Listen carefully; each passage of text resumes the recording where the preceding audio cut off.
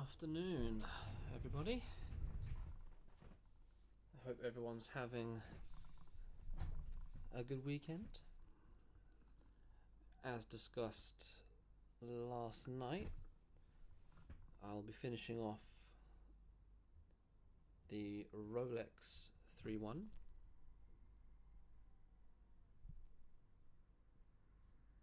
Just making sure the camera in focus. Now, I haven't done anything to the movement, so it's been ticking overnight, which is a positive sign.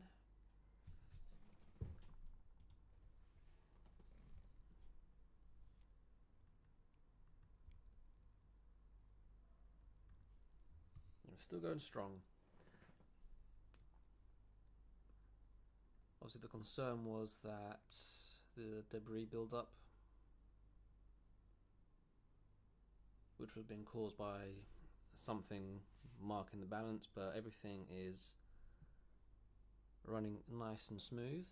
I'm afraid I haven't got a time machine here so we can actually see the readings, but it looks very healthy. And it's been running overnight, hasn't stopped, doesn't show any signs of slowing down either. So I would consider that quite a success. Obviously, it will be tested and monitored for a long time to come, just to make sure that there are no issues. But it's looking positive.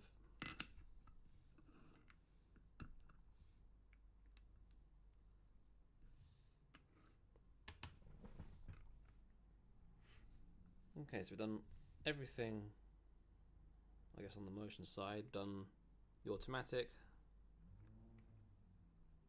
done everything on this side, so we'll have to turn it over onto dial side. I see a little hair. There we go.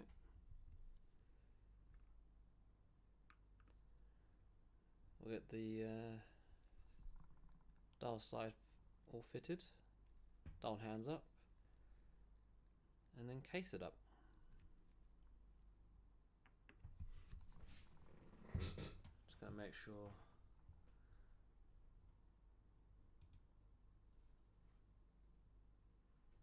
our internet's holding up.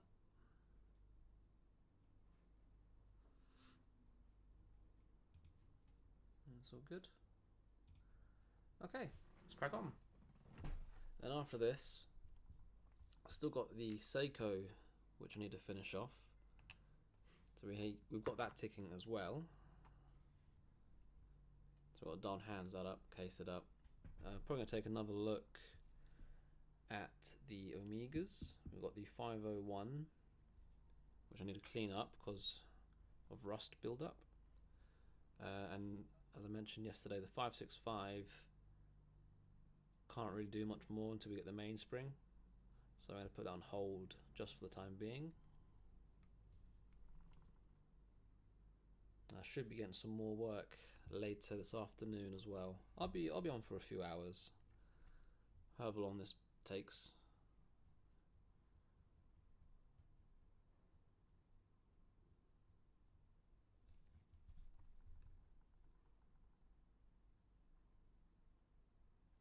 I'm just going to go around, grease all the posts.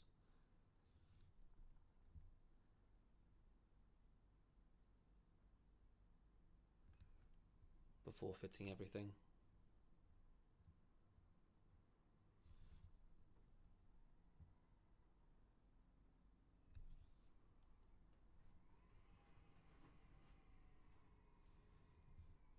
I hope everyone's having a wonderful weekend.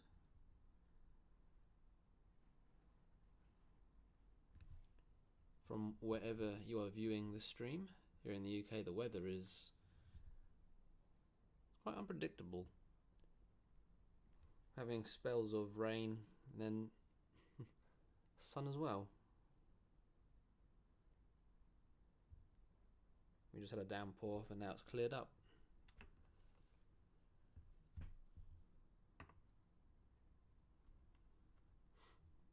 classic English weather.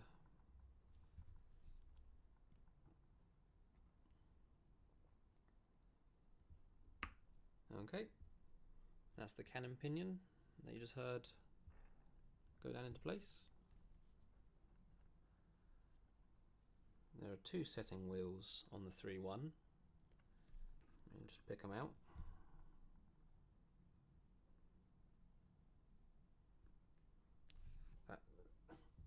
Give me 1 second, let me demag my tweezers. Been bugging me the past couple of days.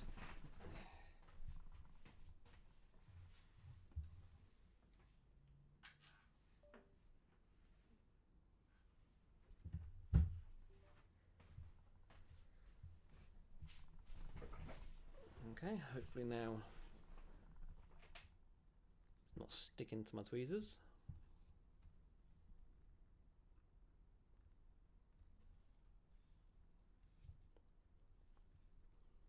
Oh, and also the minute wheel. Because once we've got this all in place, we'll put the mechanism cover over.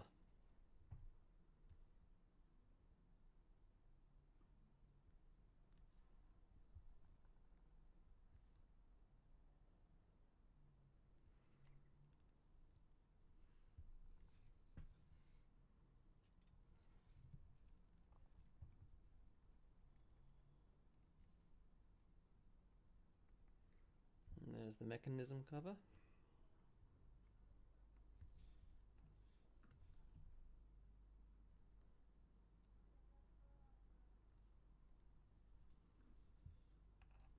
But yeah, once I've done this, if I actually go ahead and get the Omega cleaned up, I can get that into the cleaning machine.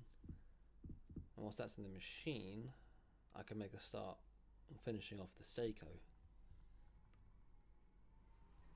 I'm trying to plan out my day.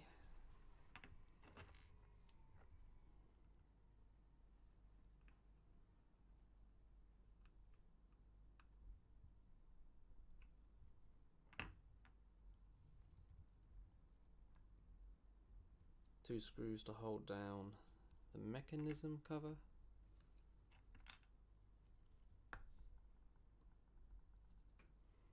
I'm also going to look this evening into seeing how easy it would be to turn, I guess, bits of the live stream into YouTube shorts, in particular the Rolex, because it's the closest one to actually being a completed watch from stream.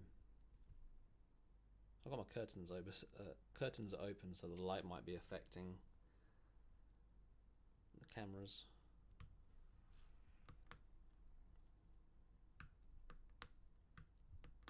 Everything's nice and smooth.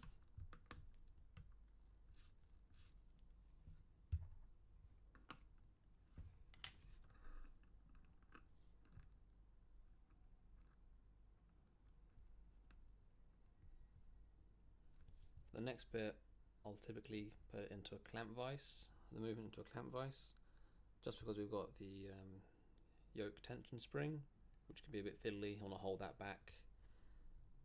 It's easier when the movement is being held secure.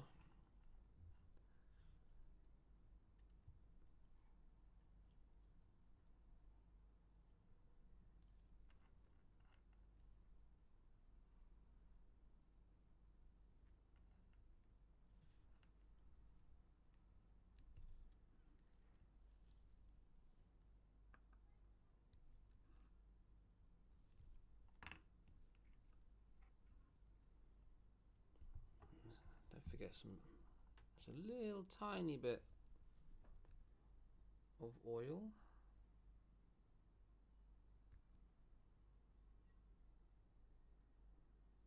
There we go.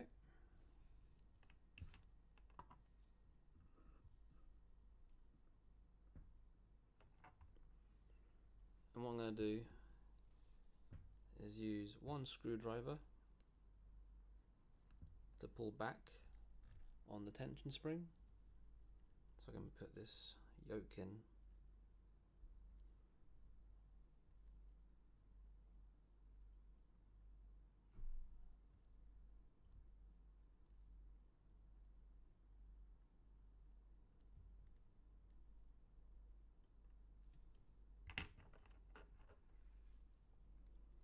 hold it there until I've got the screw secured. Screw down. Beautiful.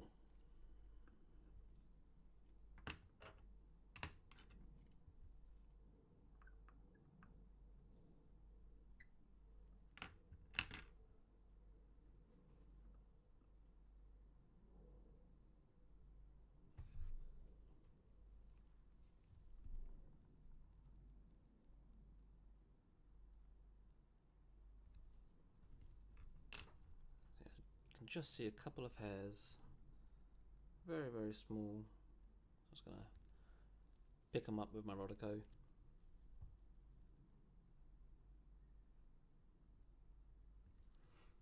Before we go any further.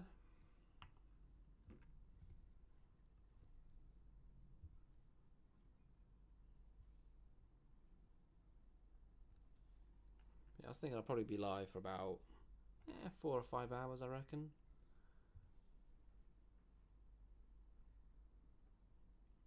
Depending on how the day goes.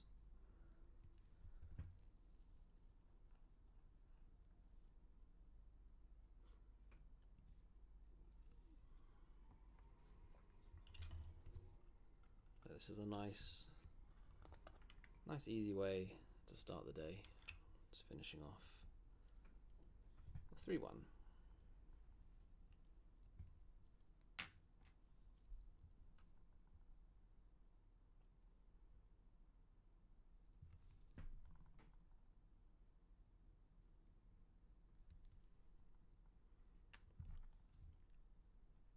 And thankfully no issues arose overnight. It didn't stop. Still ticking very healthily. As I said, I'll continue to monitor it over the coming days to see how it performs.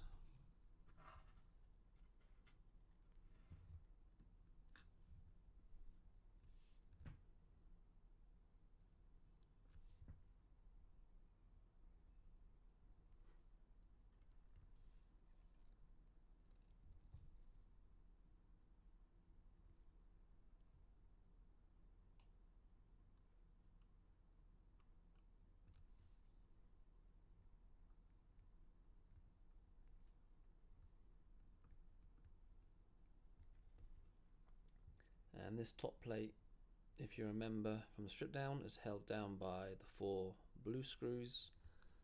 And actually the last few screws that are actually left in my basket, so we're getting close to finishing.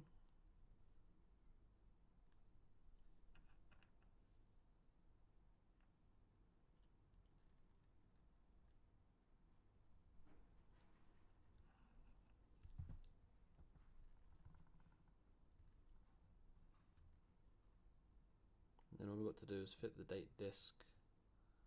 I'll make sure the date disc turns over nicely at 12 before we fit the dial. Oh, screw nearly went loose. 4 screws are in place.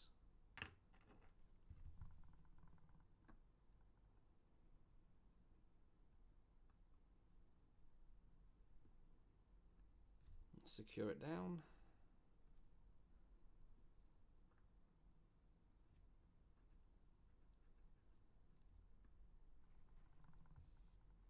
Sorry if my hands are in the way, it's a bit awkward trying to get a good camera angle.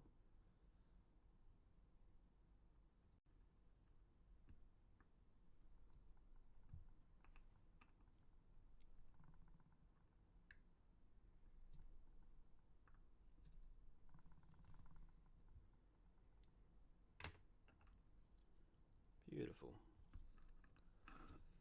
I'll put this movement holder aside for the time being. And we can move on to getting the date disc in place.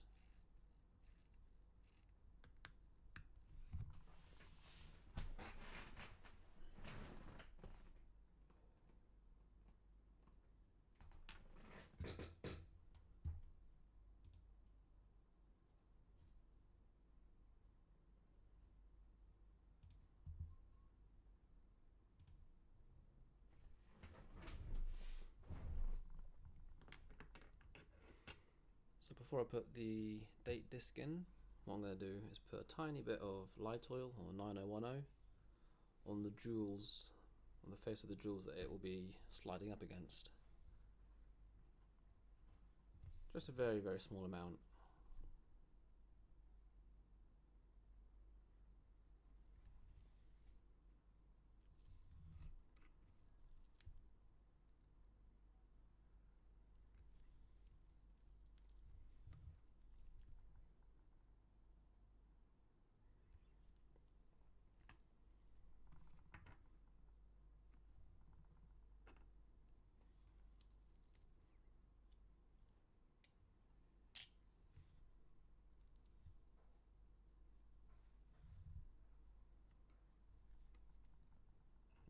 Now I'm just going to get this date disc in.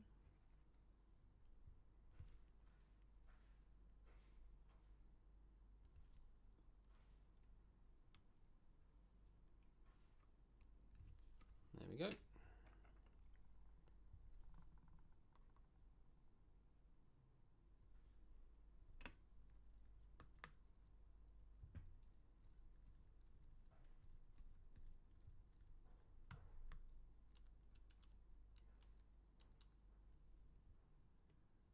Give me 1 second. I think the light coming from outside is playing with the camera.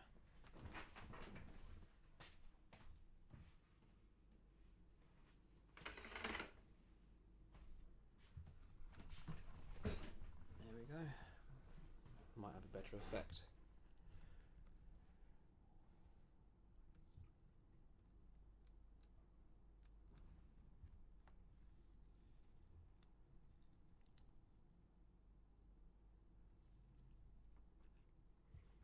I'm also going to put a tiny bit of oil just here.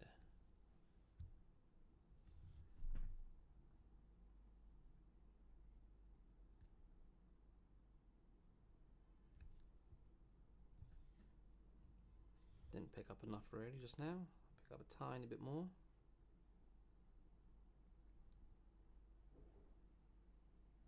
And that should do.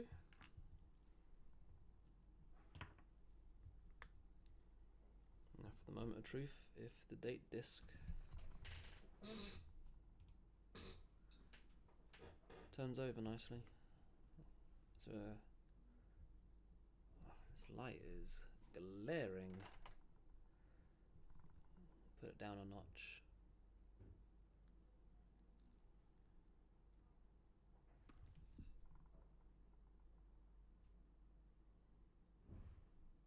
Is it the reflection of my hands, maybe?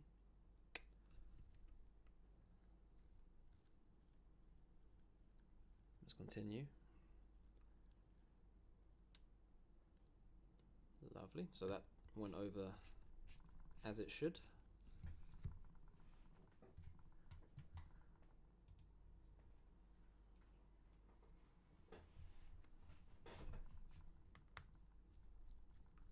So our date changes over nicely, the rapid date function operates nicely, main winding function is good.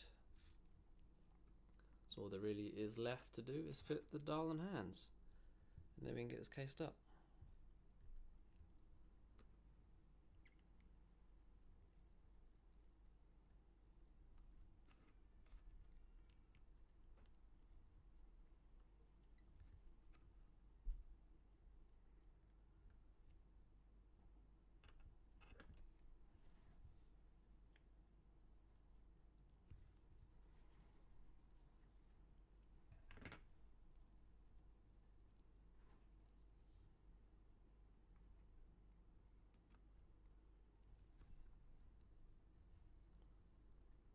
Probably one of my least favourite type of dials to work on or work with is the gloss black.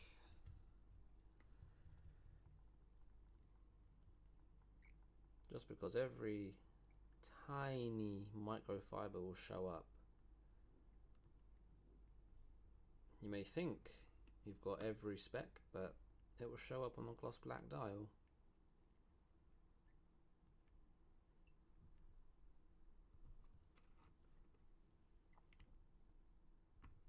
we go.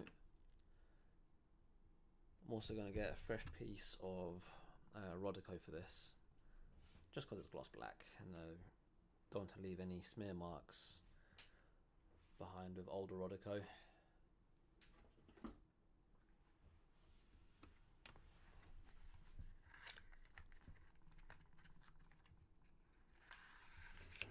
So we get something fresh.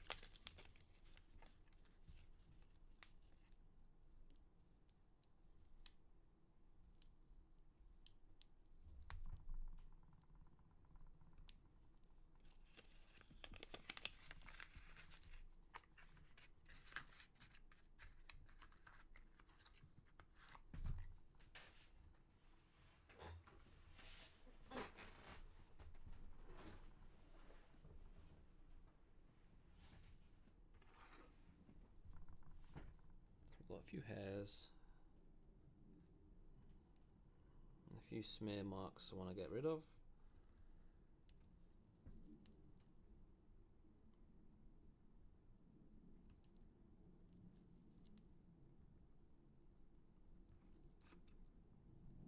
Got to make sure everything's spotless.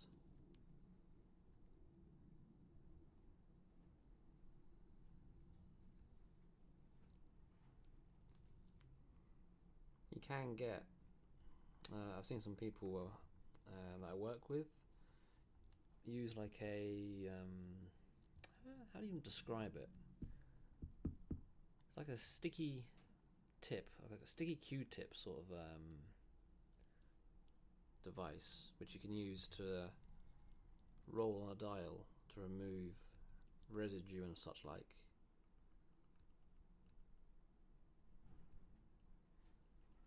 We've got some marks around the middle, just from where I use my hand levers. It's just the bag has left a residue there, so it's a bit more stubborn.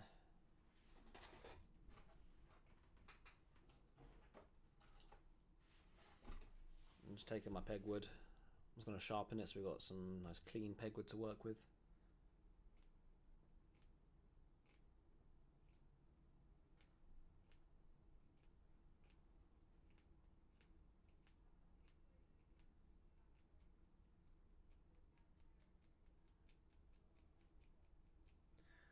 Okay. So I've just sharpened up my bit of pegwood.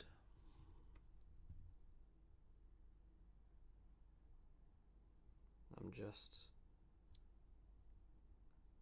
cleaning the areas on the dial where the hand levers were.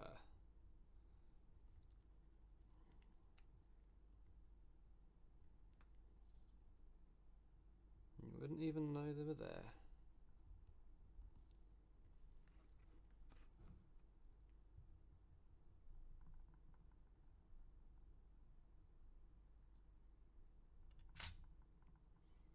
I've just heard the camera shut off, don't worry.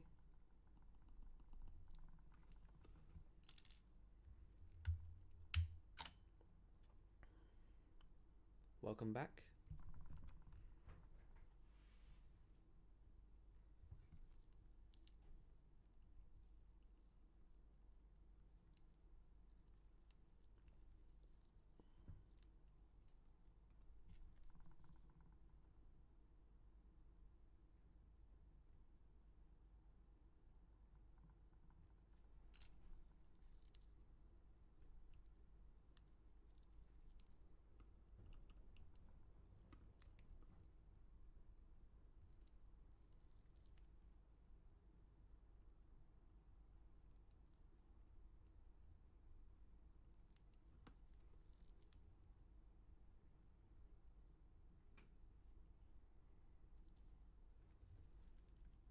Just making sure the dial's nice and clean.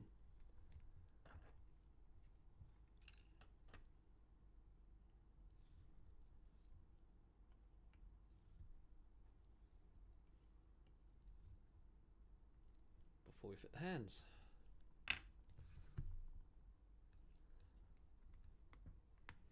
So what I'm going to do is I'm just going to turn the hands over until the date disc turns over, because that will then mean 12 AM or midnight, which will be when the date disc turns over, and that's when I'm going to set the hour hand. And then I'll run it again to see how far out we are. Usually it requires a tiny bit of adjustment. With Rolex, I believe if you're working for Rolex, their tolerance for the date changeover is like 1 minute.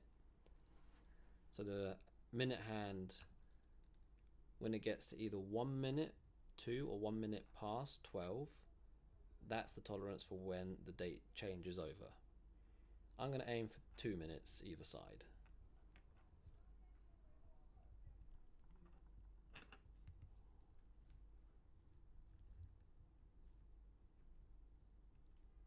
And we did just check, so we're going to have to do a full rotation.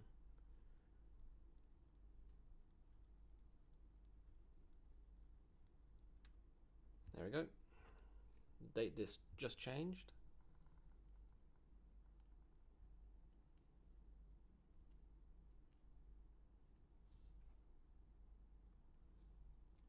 Just going to set the hour hand at 12.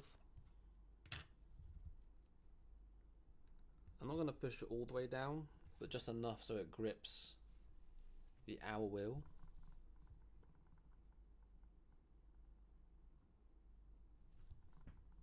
Just enough, because now I can use this as a point of reference. If it lines up nicely, I'll press it down all the way.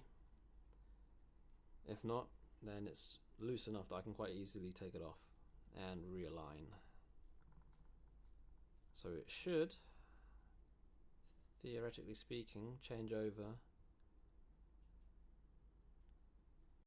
very, very soon.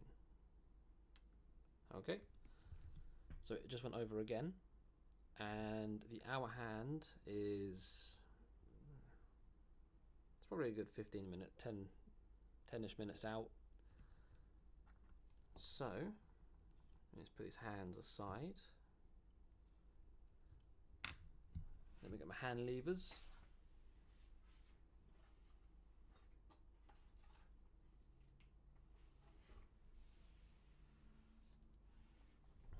All I'm going to do is take the hands off.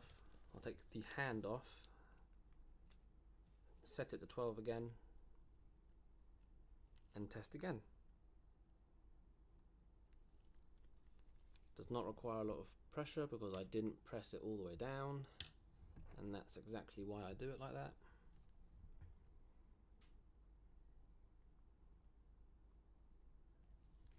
Okay, so I've just set it to 12.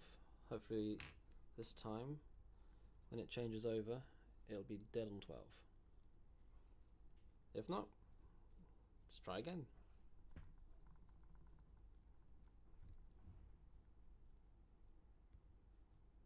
So the hour hand's now coming up to 12.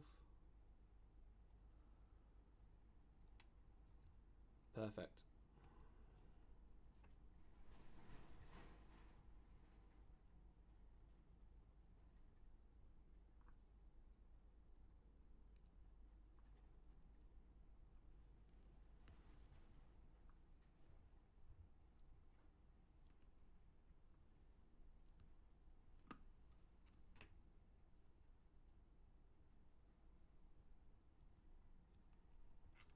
So with that now at 12, I'm going to fit the minute hand.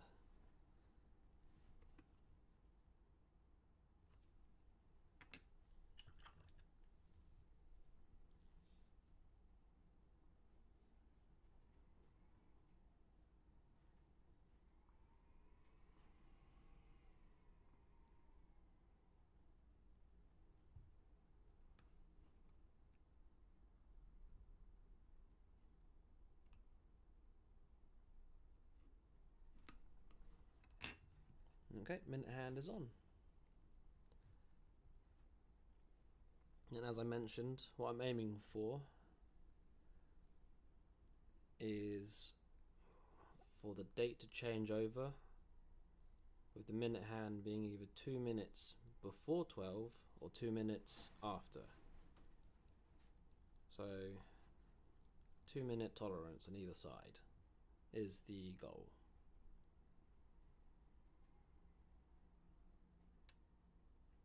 It went over just over 1 minute, so for me that's good. Rolex standard I think is about 1 minute either side,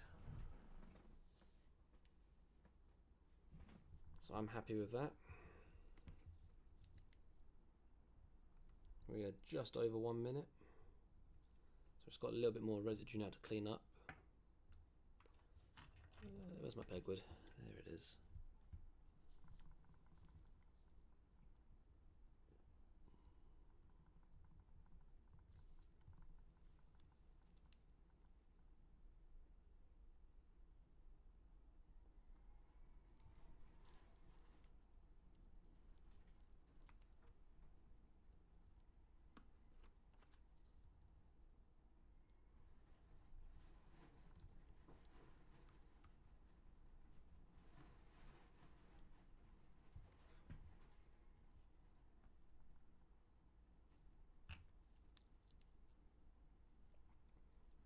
Yeah, with gloss black, everything will show up once you got it cased up. So you got to make sure you get every tiny little speck. I mean everything. Just make sure the hands nice and clean. Got to try and be thorough.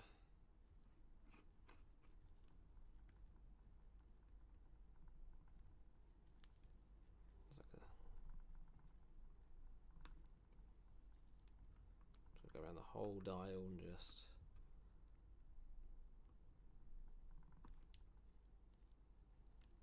make sure we get everything.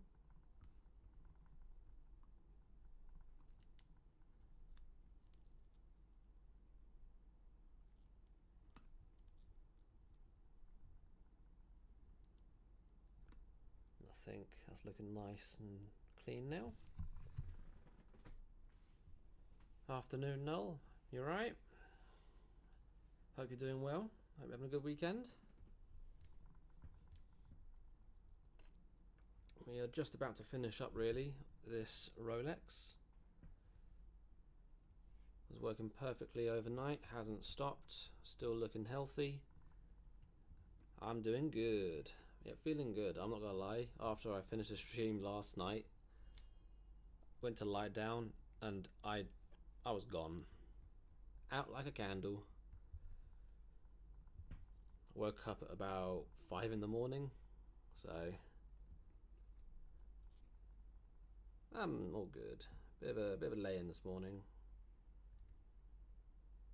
I'm just putting the seconds hand on.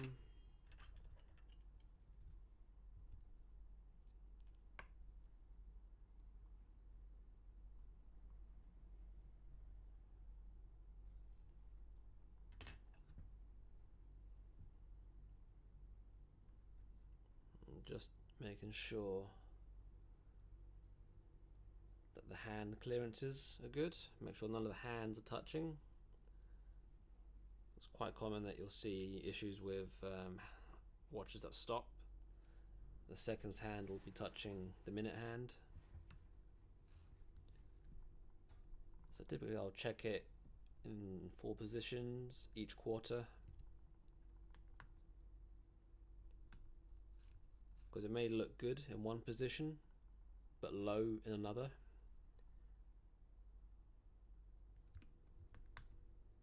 Got a half past. So just making sure all the way around we've got clearance and we're not having any issues with hands touching. That's good. One more quarter.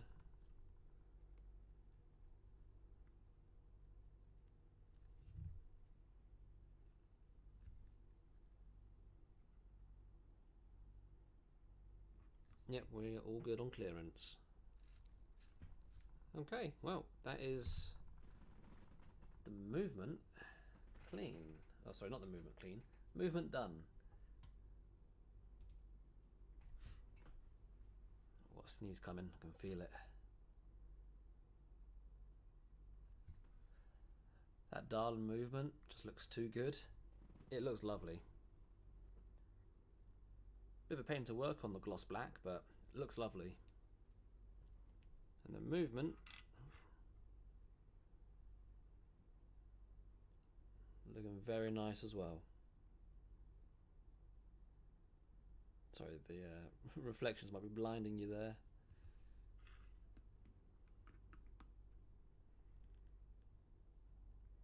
Let's make sure my focus is all good.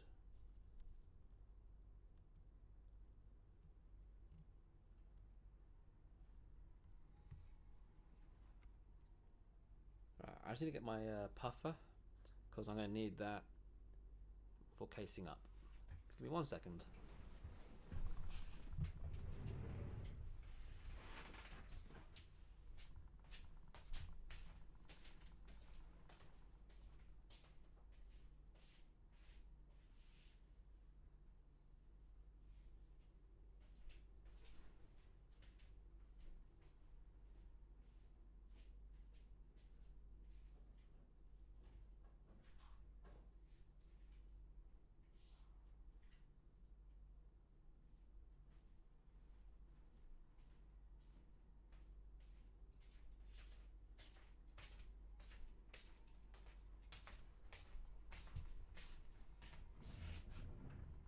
Okay, I'm back.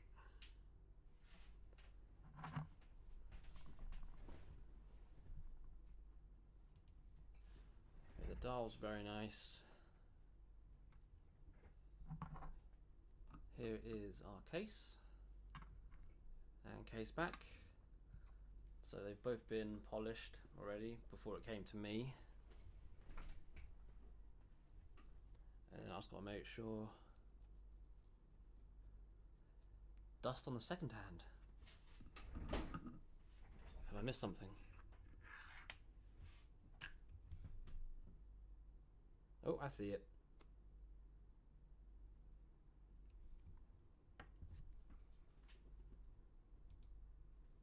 Got like a little. Yeah, I got it. I see it. Nice spot. You're referring to it just here.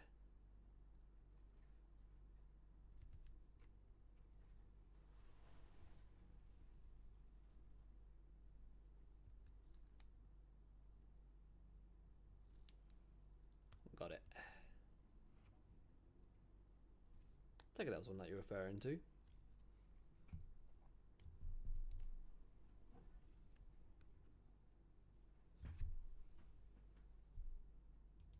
Very well spotted. Okay, so I'm now ready to basically get this cased up. So I'm going to take the stem out, take the stem and crown out, get the glass cleaned up from the case.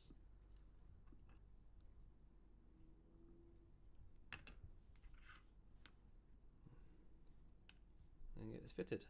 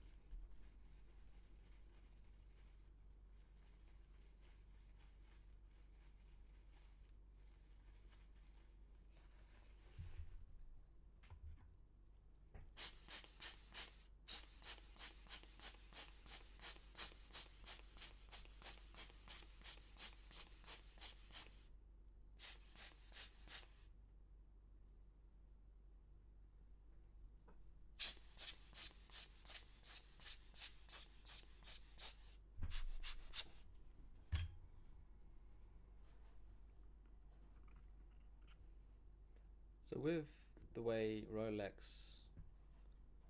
way that you fit the Rolex cases, you have to put them on at an angle due to how the case screws are lined up. So now that I know the case screws are lined up, you can twist it so that the Cyclops lines up with the date disc, or the date window. Turn her over. Where's my cushion? There it is.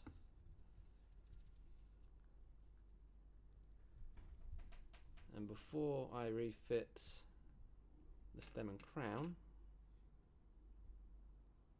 I'm just going to put a little bit of Fumble Lube around the tube.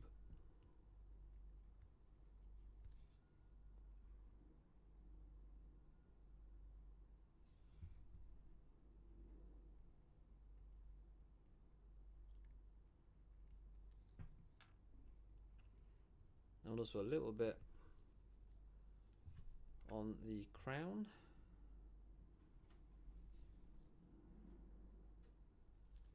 Because you've got an internal tube, internal gasket in the tube. Can't speak.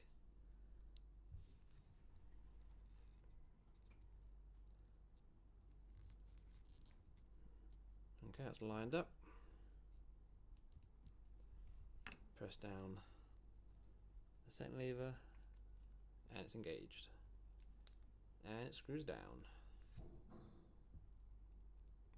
Nice. You love the blue balance spring. It looks lovely, doesn't it? It's quite mesmerizing.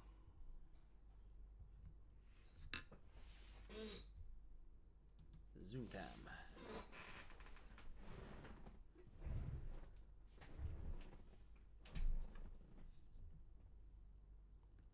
So when I was talking earlier about lining up the case with the case screws, you've got the case screw here and the case screw back here. So this case screw will line up with where the stem goes in, and then this case screw, there's a tiny cutout in the side of the case which allows for that screw to sit down to where it's meant to be, and then you'll twist it, and then these screws will screw outwards to create tension to hold it in place.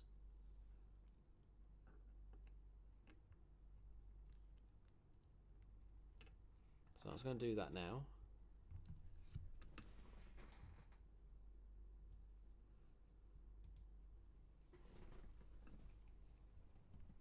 And that just prevents the movement from rattling and moving inside the case.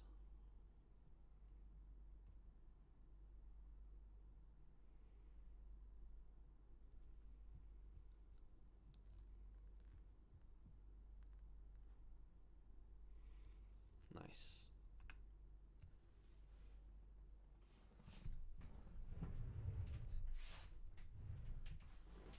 I'm going to see if I can get a good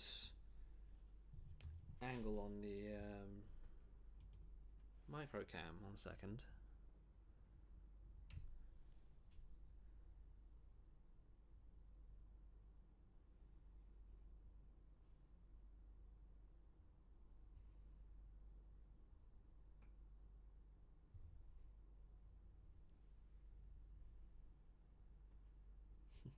Well, there's the hairspring.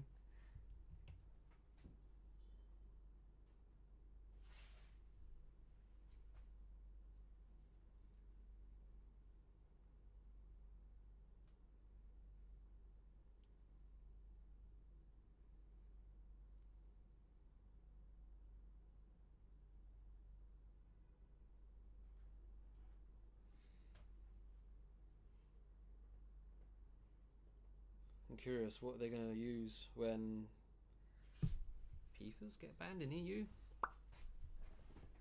I'm not sure. I don't focus on the manufacturing end. I'm just the repair guy. I'm sure they'll figure a way.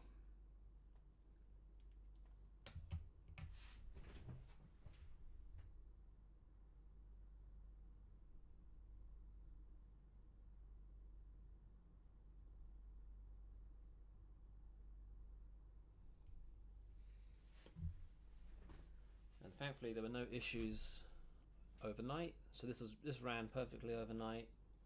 Obviously I'm going to test it for a little while just to make sure no issues do arise. And I'm also, before I case it up, I'm just going to make sure there isn't anything interfering with the balance.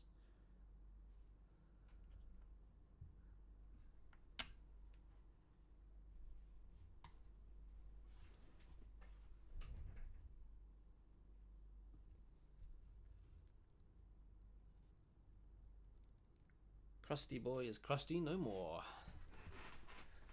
Crusty boy is nice and clean. Super clean.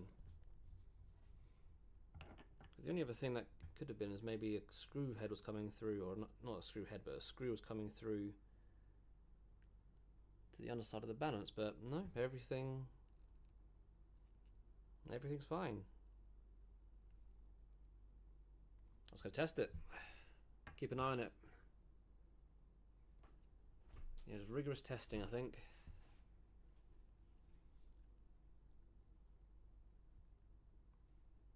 Get the gasket in.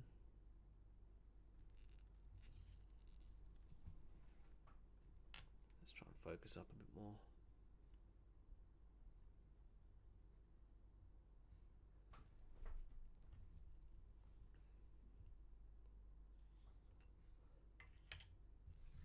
And then the last thing to really fit is the rotor.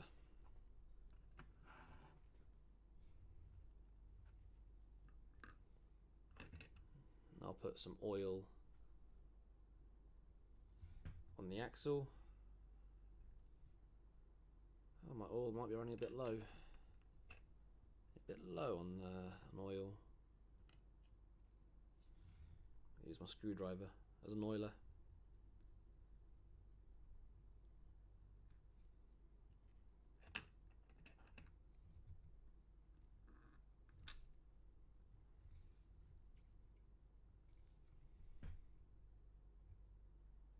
Straight into place. Now, it wasn't down for a rotor axle. There's not much wear. Actually, it should be fine. One of the things I'll always check for, because I work on the 3-1s quite a lot in London, is the wear on the axle.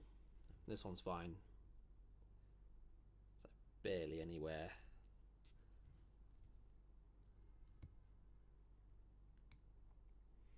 Sometimes what happens is the rotor will get very, very worn and there's a lot of flop, a lot of play. So if you do have a Rolex and you think you might have that issue, if you take your watch and you basically, let me see.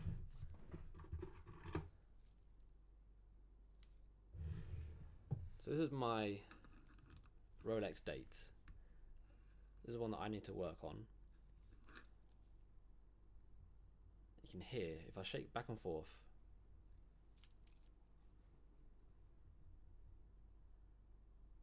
yeah, the rotor on this is starting to go.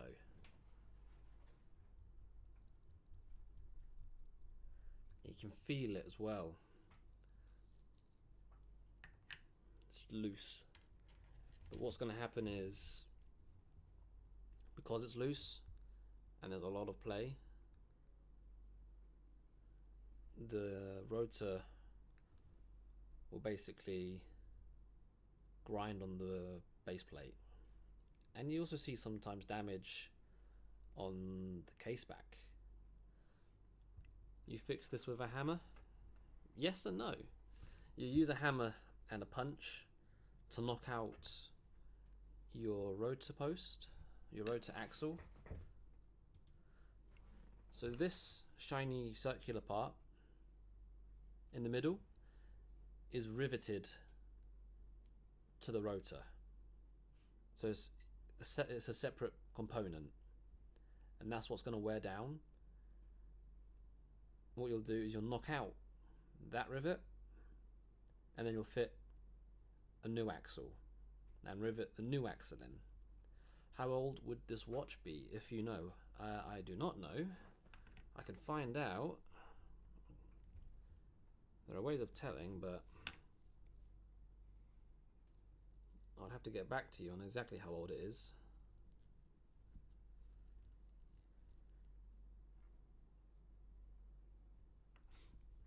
But yeah, that can come out, replace that, so it's independent from the actual rotor.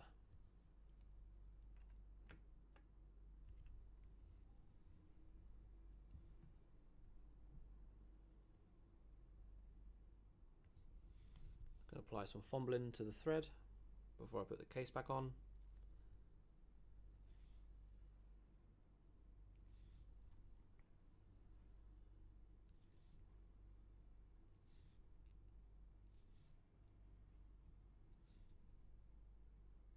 Now, it's never happened to me, but I have been told there's like horror stories of the thread seizing on Rolex.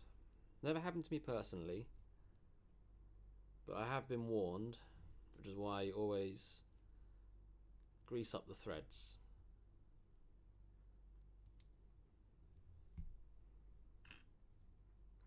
Well, the case back, whilst it's been polished, it has been over polished. You can see where the grain is meant to be on the back, but it's been overdone in places. So that's going to have to be rectified. Yeah, the polish is fine. It's just the grain needs to be redone. This has a serial number. Yes, the serial number for this one. Let me just get the case back on.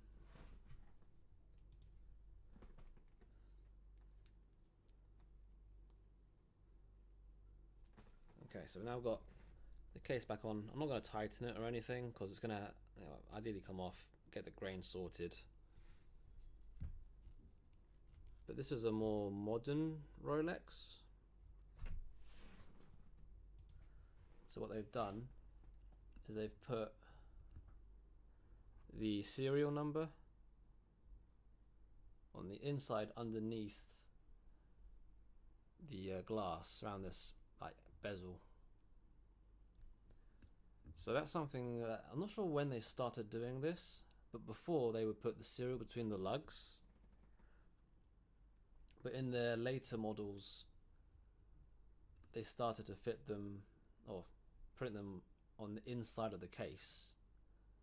Because what you'll find sometimes would happen, I guess this happens more with stolen watches, is sadly when they printed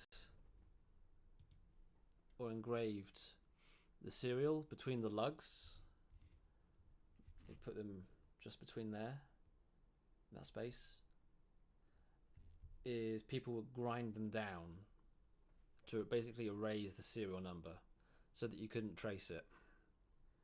So stolen watches, yeah, you could basically erase the serial number, and once you put the the bracelet back on, it would hide any evidence of tampering. Oh, camera's gone. Camera's back. And so as a fix,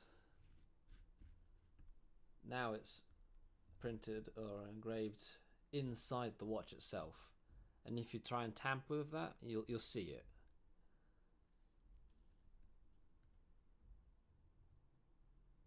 We'll check the production date. I'll read it out to you.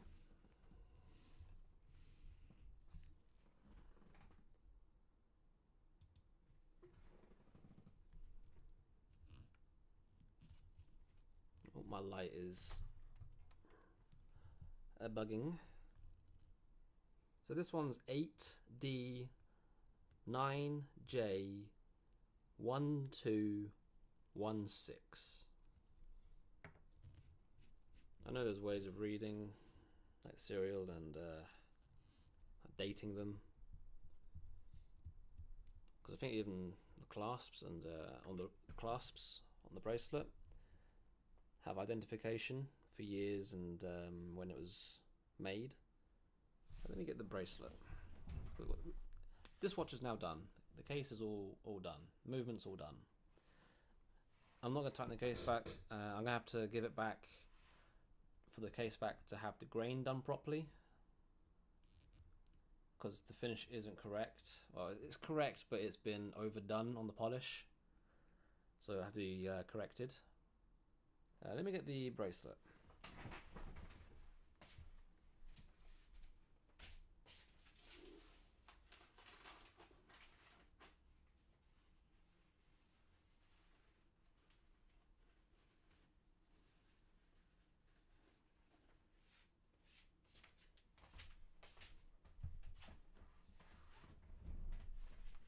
Year of production 2011 to 2024.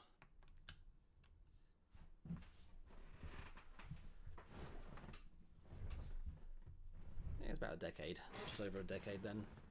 10 to 15 years potentially. It wouldn't be any of the super new Rolexes, because they're running the 3.2 movements now. This is a 3.1. Alright, I've just got the bracelet out, and I've just noticed there's no spring bars. They may have been taken out.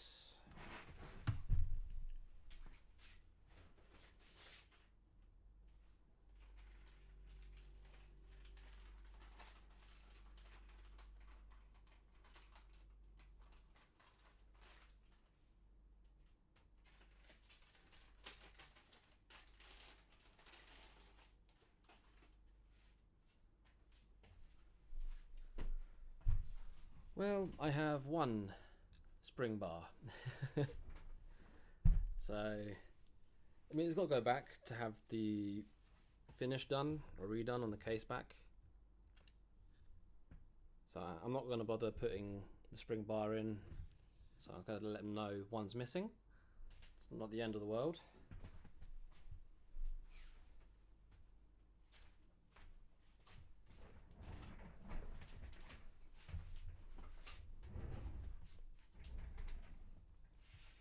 But yeah, running a Jubilee bracelet.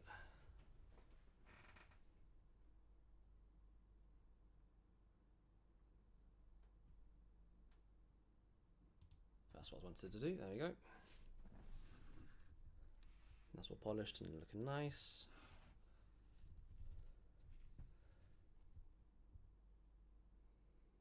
Polish is all good on the case.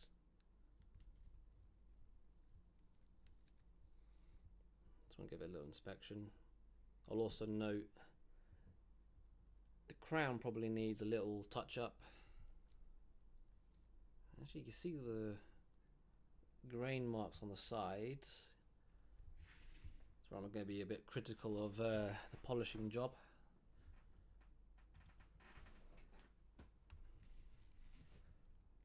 So the crown, whilst it might not pick up on the camera, I don't think it's been done. So I would personally just give the crown a little touch up. The case back, I think he just missed graining it. Polish is nice, just needs to regrain the actual back. And it's hard to see, but you can kind of, yeah, actually if you catch the light you can see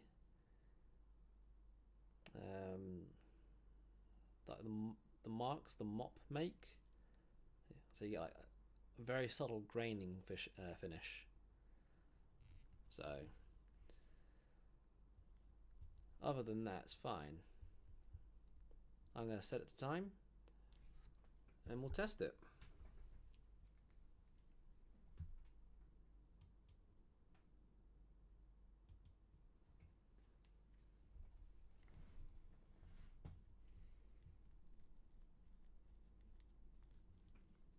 It's a nice start to the day.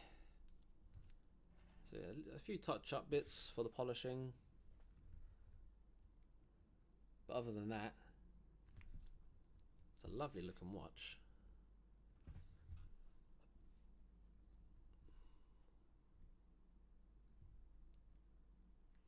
That's the time now.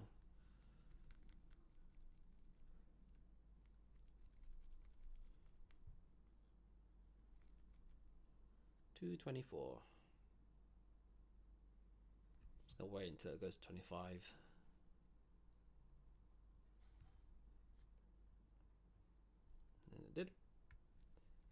today's date is the 15th. Halfway through June.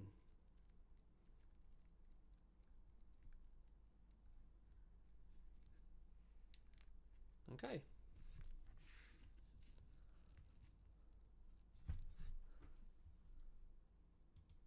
I'll let you guys admire it whilst I get the next job ready.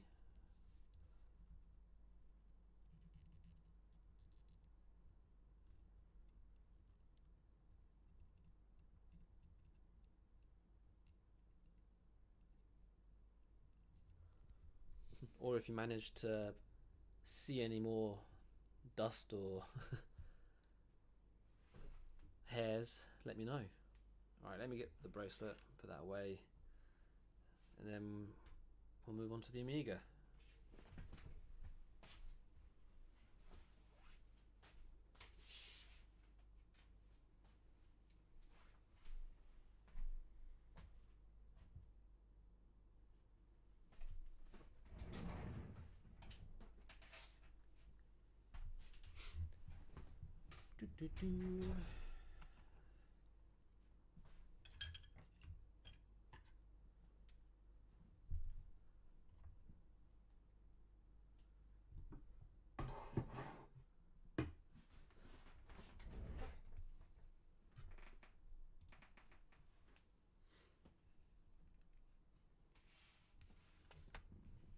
Okay, so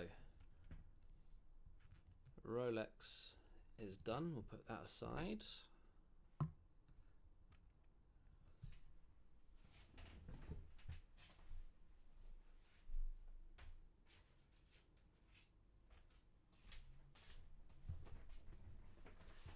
As I said, just a few touch-ups really on the polishing side of things for that watch.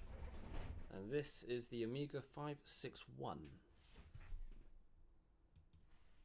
You may remember that this was the one with the rusted stem. And you may also notice that that stem has now been removed. Managed to get it out.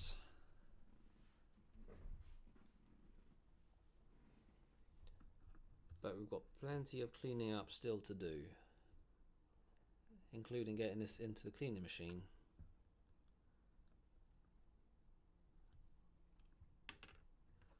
So I was going to go around, peg out the jewels. It's all common procedure. I can't remember exactly where I got up to with it, but just in case, we'll pre-clean it all again. We do have some rust on the base plate to clean up.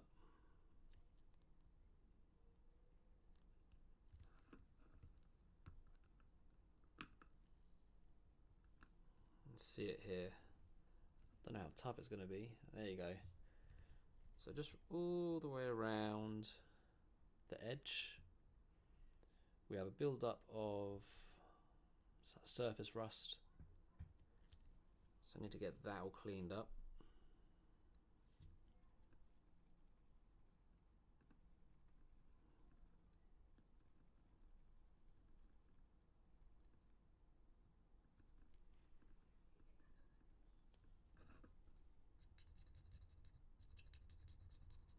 Looks like it might just be coming off with pegwood, because if it's too tough for the pegwood,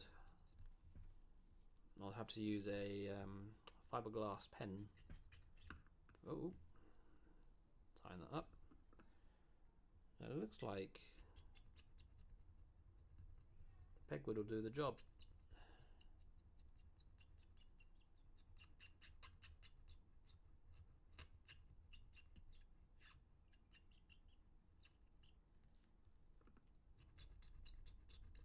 The stem will need to be replaced, but I managed to save the winding and sliding pinions.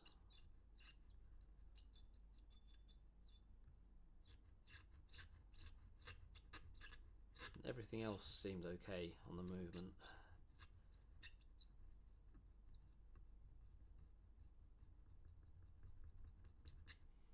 And for this watch, I've also been asked to get a bezel. So it came in without a bezel. I'm going to have to try and fabricate something. And what I was going to use was an old Rolex bezel. Same sort of size. It's a 34mm. It's a vintage Omega. But what it needs is on the underside of the bezel for there to be a lip.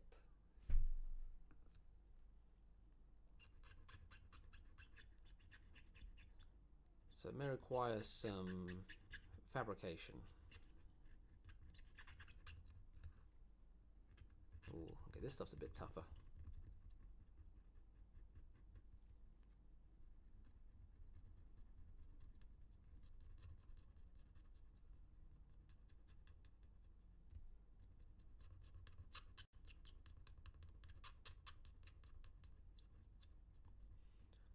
Yeah, Seamaster. Yep.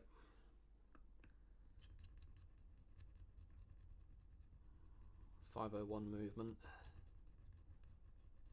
Vintage Seamaster.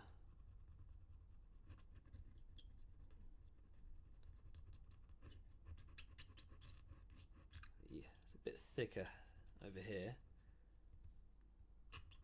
but it's coming off.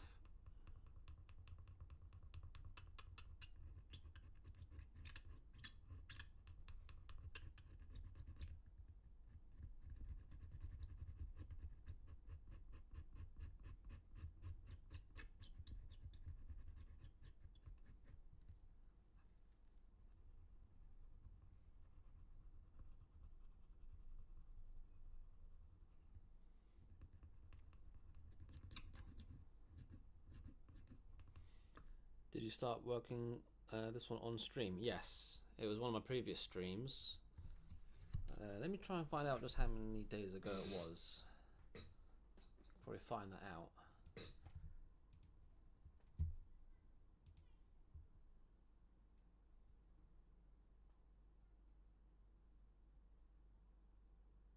I believe that was 3 days ago, June 12th, it seems. It was a 3-hour stream, I believe it was that one.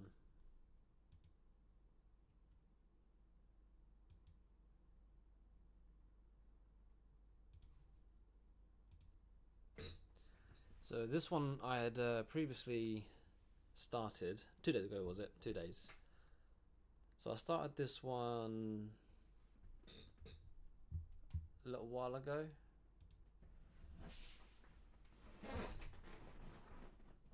Because what I'd done before I streamed it was I was removing the case clamp screws because they were rusted. We had Crusty Boy and Rusty Boy. Oh yes, we had Crusty and Rusty. Thankfully, Rusty Boy here wasn't too bad in terms of rust in the movement. I'm just gonna scrape it off, some of this tough stuff.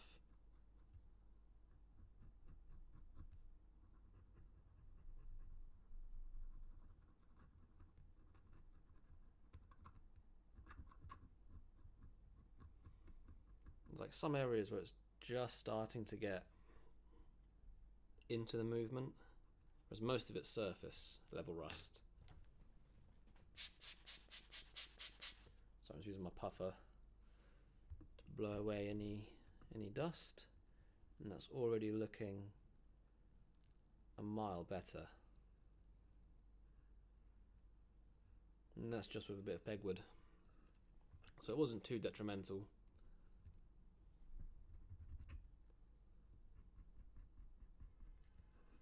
Yeah, the rust did take the stem though, so the stem can't really do much with. But thankfully we were able to save the winding and sliding pinions.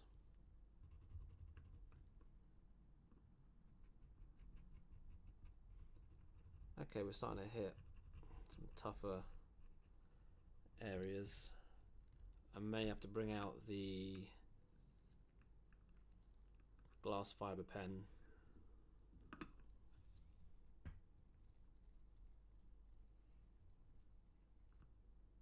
but you can see the tip of my pegwood starting to go brown. It's just rust. And that was clean because I cleaned it to sort out the dial on the Rolex. I'm also going to make sure the threads are okay for the clamp screws, because the screws themselves are knackered.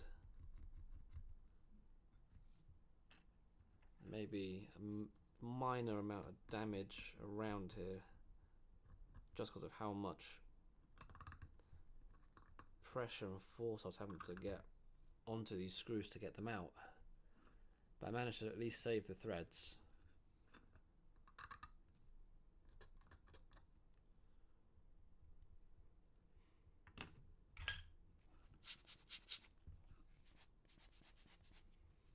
Okay, what I'm going to do is, because I don't want fiberglass remnants all over my bench, I'm just going to lay out a bit of kitchen towel on my bench, and then get my fiberglass pen and clean up that base plate. Just want to make sure nothing else needs cleaning with the fiberglass pen. Everything seems okay. Right, let me get some kitchen towel and we'll get that cleaned up.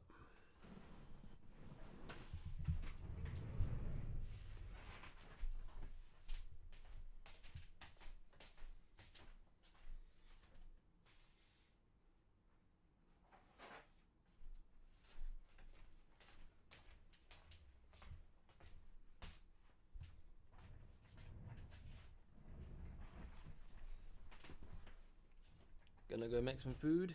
Enjoy, my friend, enjoy. I might have to get something in a little bit.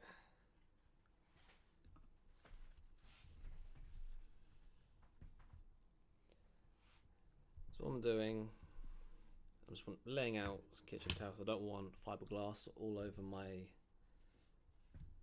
bench.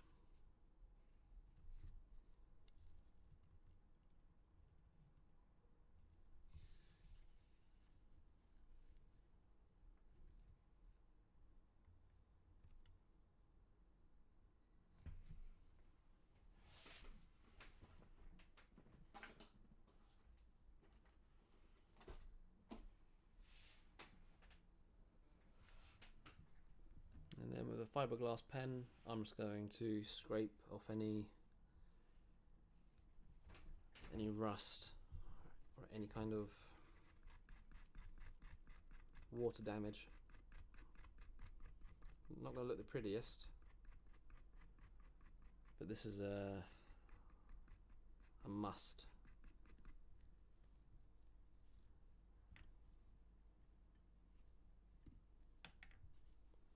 We've also got something around where the barrel arbor is, or would go.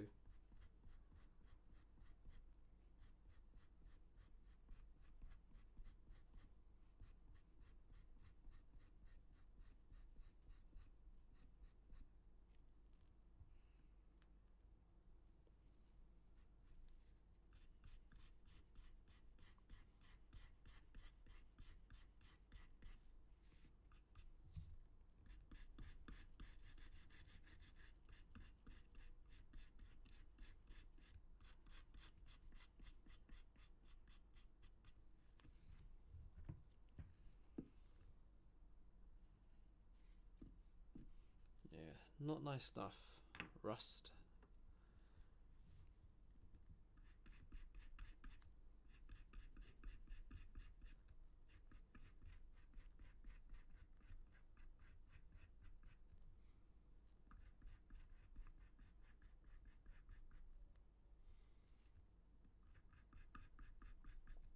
But it's not cleaning up too bad.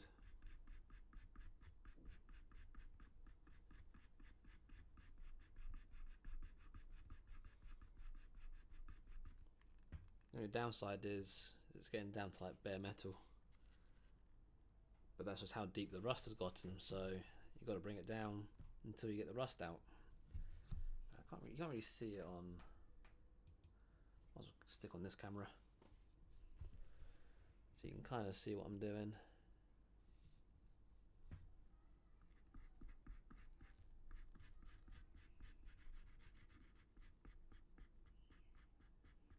I'm just brushing with the fiberglass.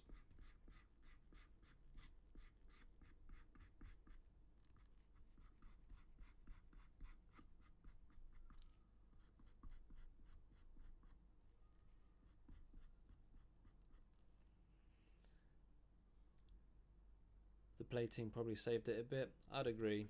I think it did. I can remove like the top layer of the plating, but you can kind of see the brass. It's almost like a brass. It looks like the base is made out of.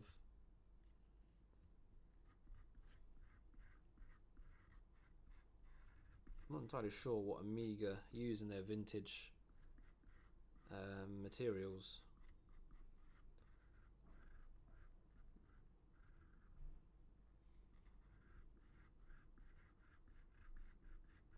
If anybody knows, please do tell me. There we go.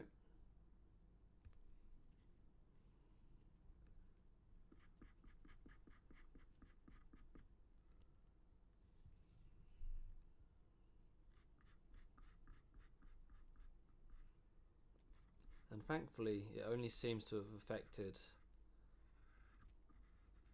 the outside edge of the movement. It hasn't made its way into the center. The only area maybe is just around the arbor, but other than that, there's no sign of rust anywhere really. That and the stem. So we have gotten off quite lightly. And all of the plates, base plate, train bridge, everything can be reused.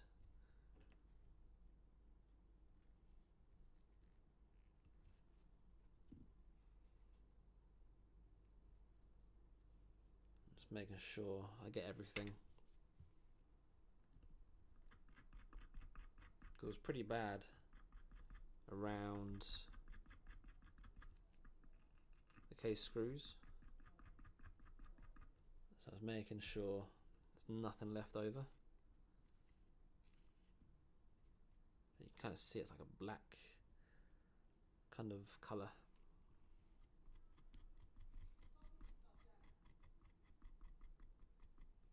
My pen's going to struggle getting in there. I may have to try and scrape it out.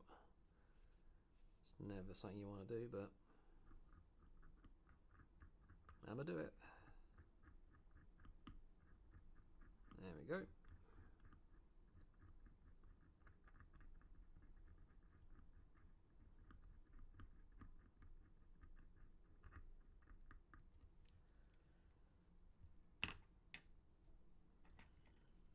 But you can now see just on this kitchen towel all of the rust residue from scraping it off. Just making sure we've got nothing on the sides. Everything's nice and clean.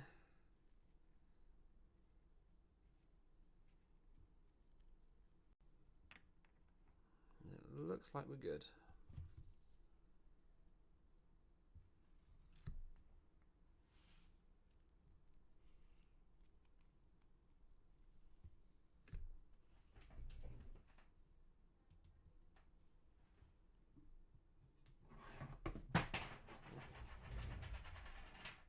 Just dropped a basket.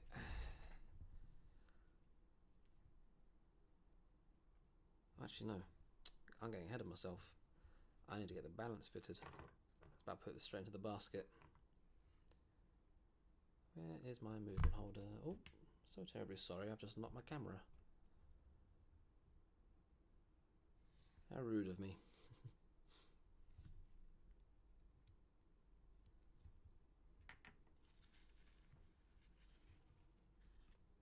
Right, I was going to keep the kitchen towel here until I have it the balance secured and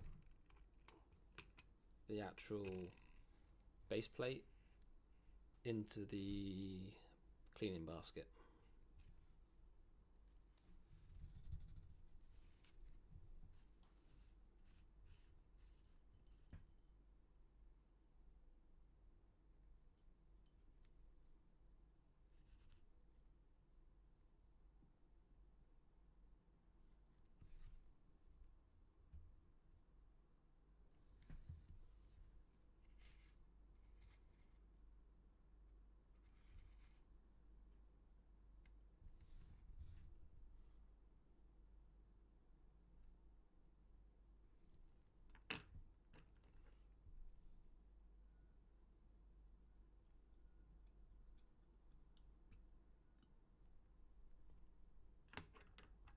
Balance is in.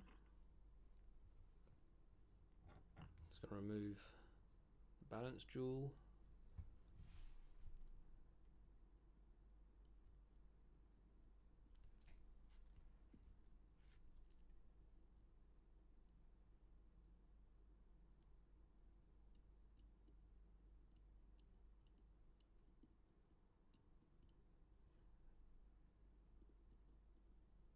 There we go. A bit fiddly, that one.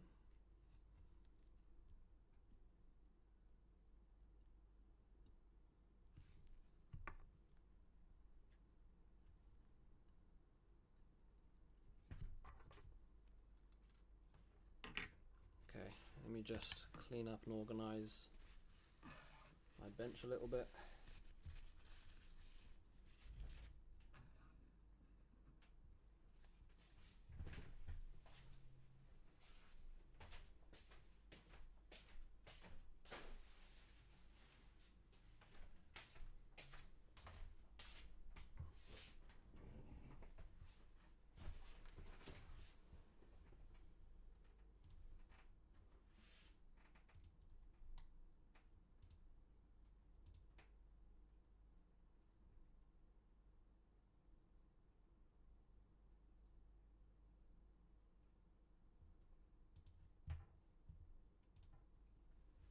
Okay.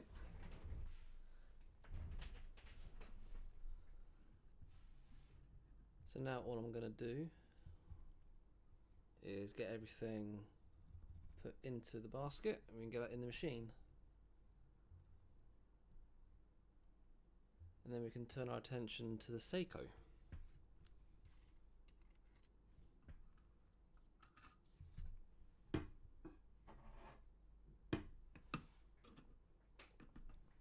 This one I won't be able to get complete because I need to get a new stem. So there's still bits I need to get for it. Let me just clean up the jewels as I typically do.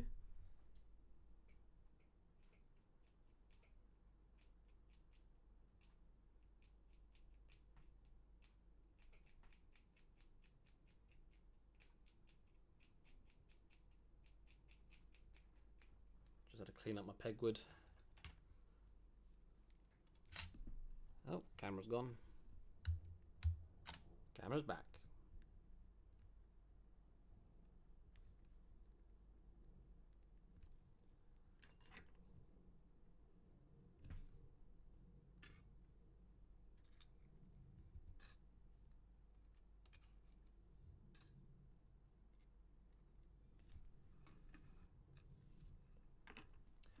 We got quite lucky with just how little rust damage there was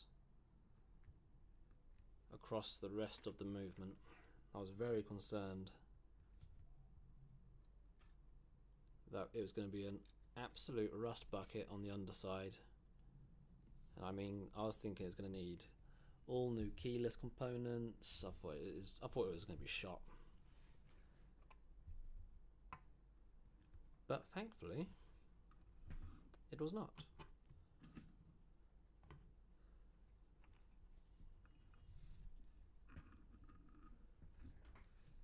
Okay, now all the screws and wheels I'll put into this little basket and we can get that in the machine.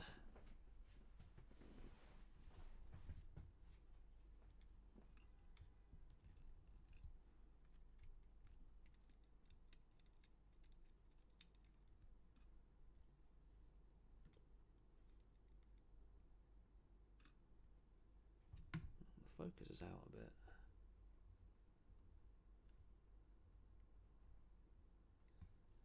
There we go.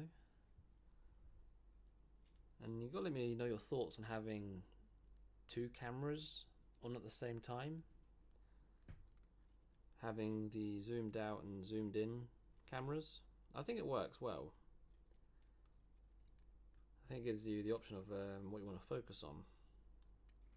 Or it gives you a different perspective rather than having to go from one camera to the other.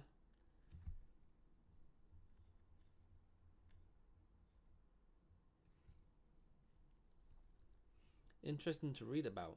The movement is gold plated, according to Amiga forums. Oh, okay. 10 to 20% copper, 80 to 90% gold, 3 to 4% zinc. Oh, that is interesting.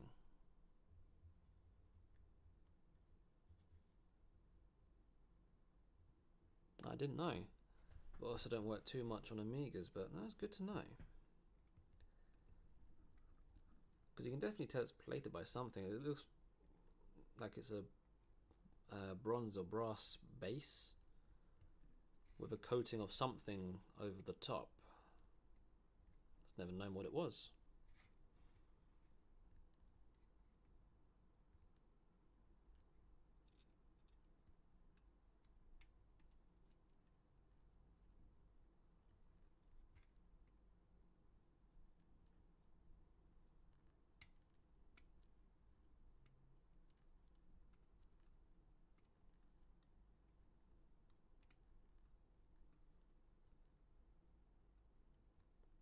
Right, nearly there.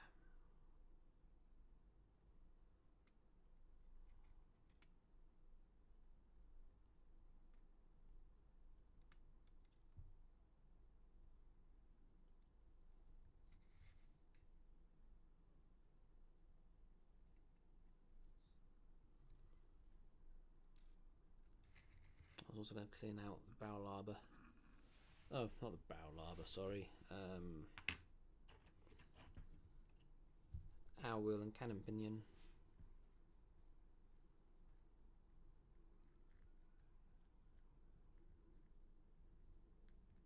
Which would give it the rose gold colour. It makes sense. It does make sense.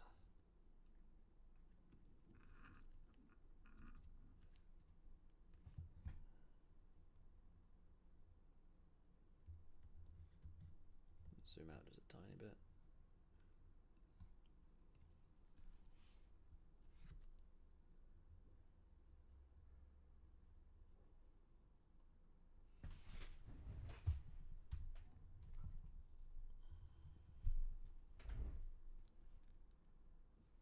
There we go.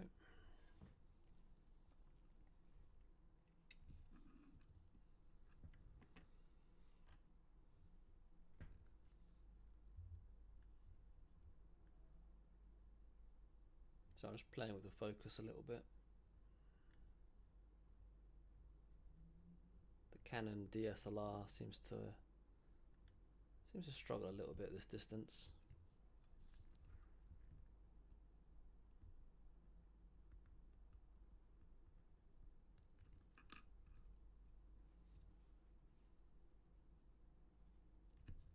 Which is why we're also having the zoom in camera.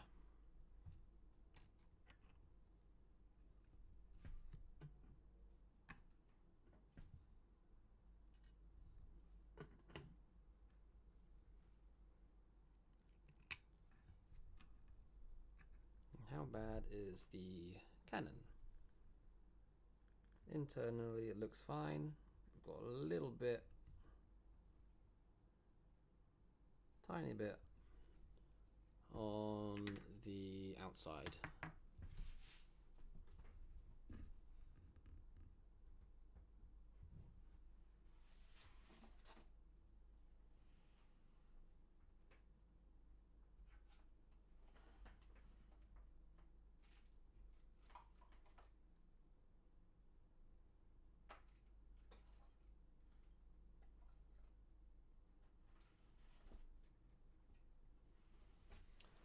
this old oiler I was going to use to basically sit the cannon on.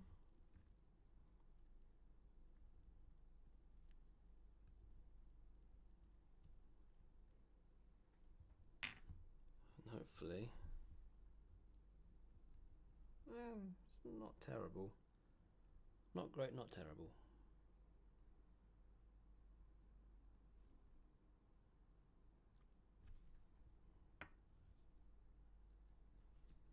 I should have done this when I had the kitchen towel.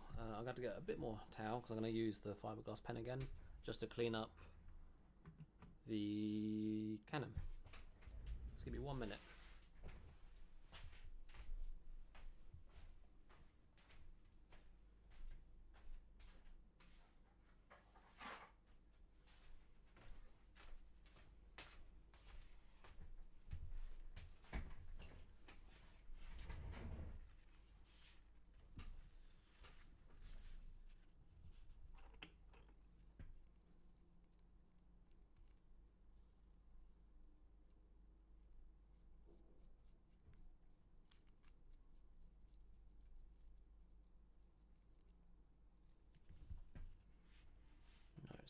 Just gonna brush it down.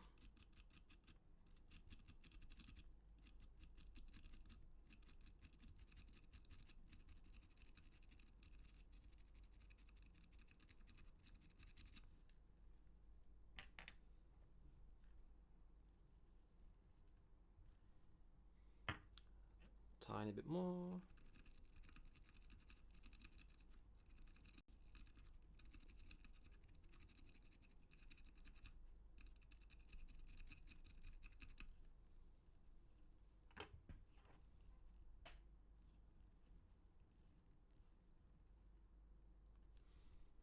Alright, I've got rid of most of it.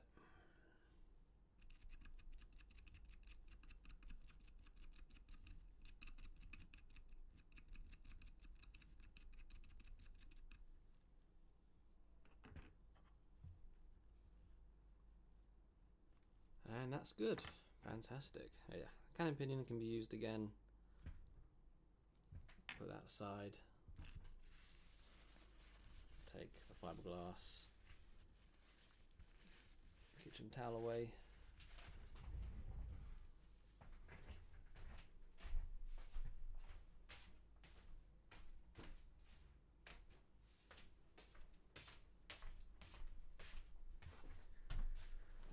Okay, only 3.6 Röntgen. I'm not sure how to pronounce that. I take it that's the thickness. Is it like a nanogram? Nanomillimeter? Nanogram.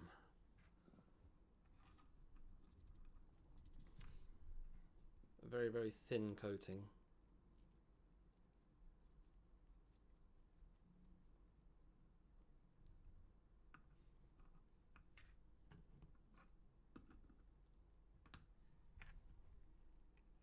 Oh, I nearly forgot the winding pinion and the sliding pinion. Like a numpty.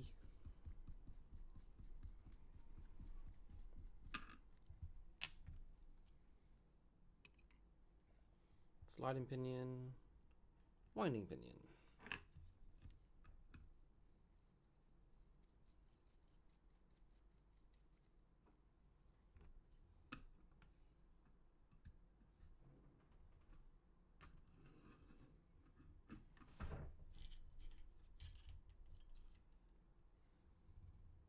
That's the bad one.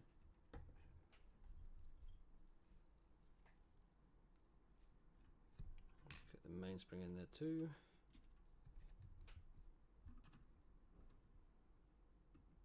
All right.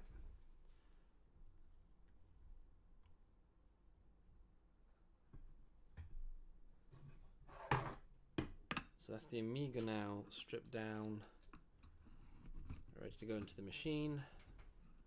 Whilst I get that in there, I'll let you guys just admire the Rolex, because why not?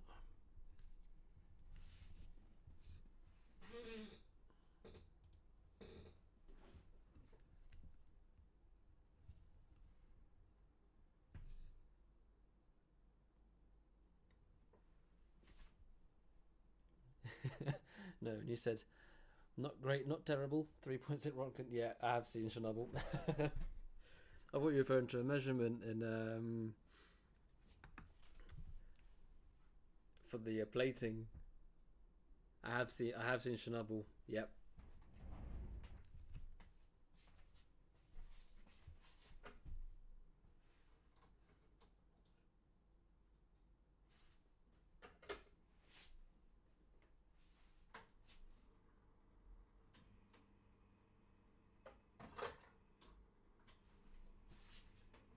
It was where my mind initially went. I was like, oh, maybe there's another meaning to it.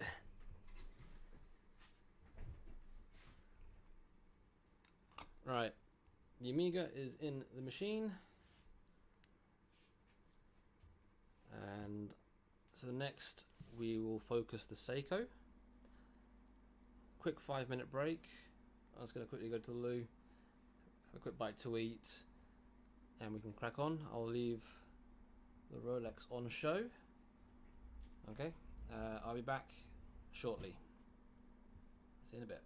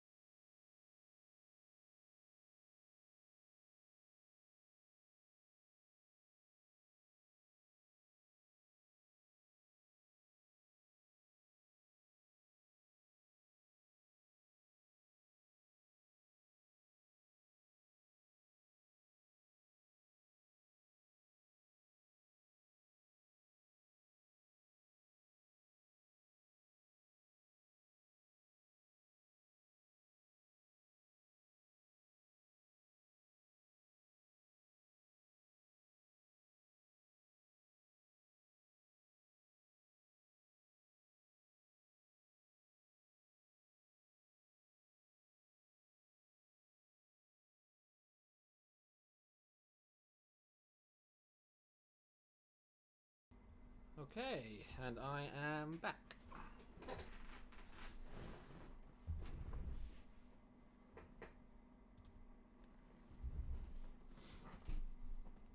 Let's get my finger cots back on. So the Rolex is done, Omega in the machine.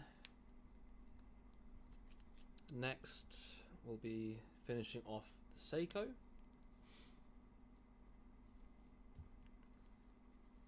Then I think I'm up to date on everything. I need to go pick up some more work this afternoon.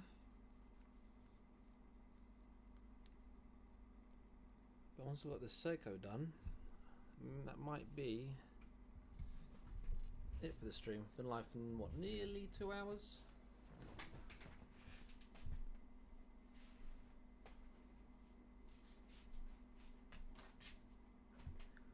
Where's the Seiko? Here it is.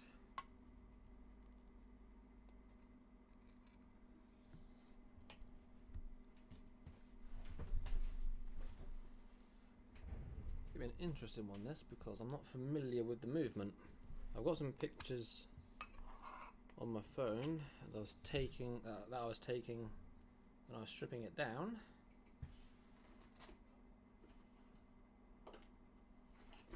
So I've at least got some point of reference.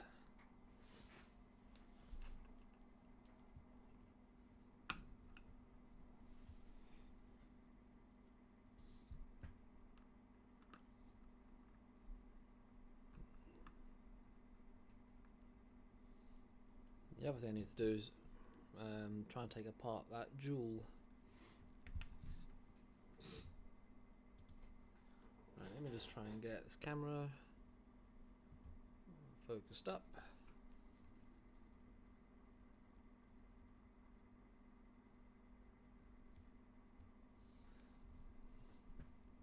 There we go.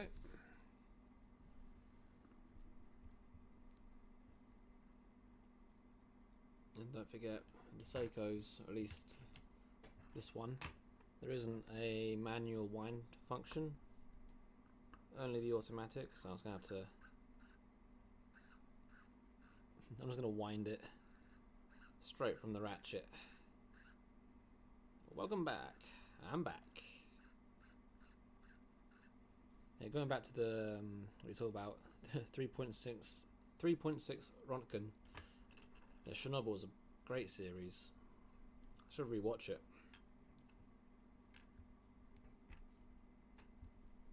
Don't really watch much in terms of TV these days, but Chernobyl was elite.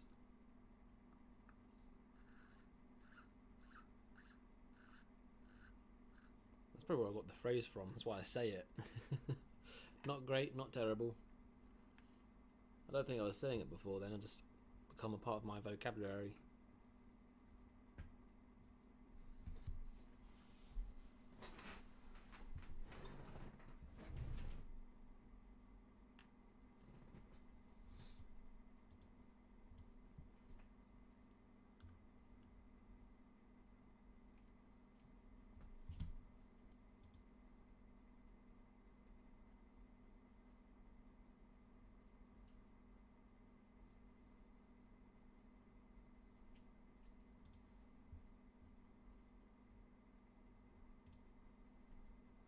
Just a shame I can't get the focus on the Canon, but it'll have to do. So when we were last working on Seiko, we got it up to the point where it was ticking. We had a little. It's not really an issue. I am gonna at some point have to take out the balance jewel just to clean it. It didn't come apart whilst it was in the cleaning machine. Sadly, I don't have any lighter fluid here. Usually what I would do in this scenario, put it into a jar of lighter fluid and then let it fizz in an ultrasonic tank, and obviously the vibrations given off by the ultrasonic tank whilst it's in the lighter fluid, 9 times out of 10 will take it apart. So for the time being, I was going to have to leave it as it is. I can get the rest of the watch done, and because it's in the balance, I can access it from the back later. I just need to make a little note to say that that needs to be oiled properly. But there's ways to take them apart.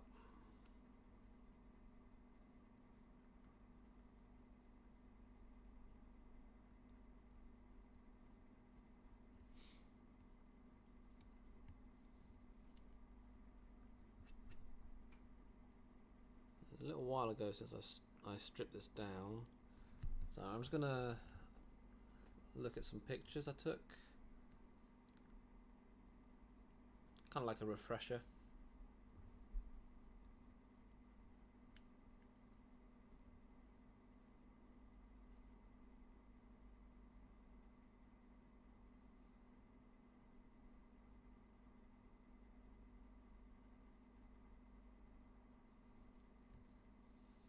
Okay, so we've got a few like points of reference I can use. I was going to grease the posts first, and then try and get everything into place. I just did not too long ago, even better the second time. It is a great series, so I will hold you to that. Not great, not terrible. That's great. Chernobyl's good.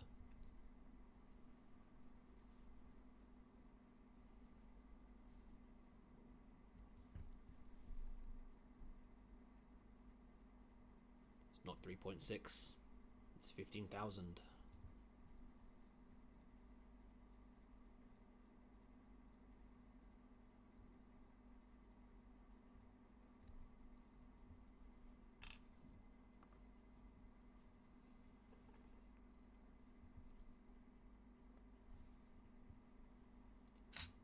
Oh, camera, come back. And it back.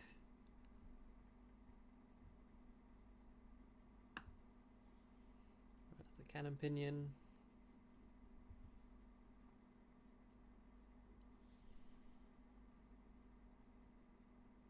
There's the minute.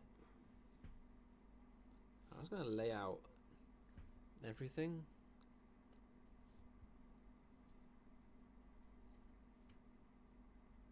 Just to see what I have to work with.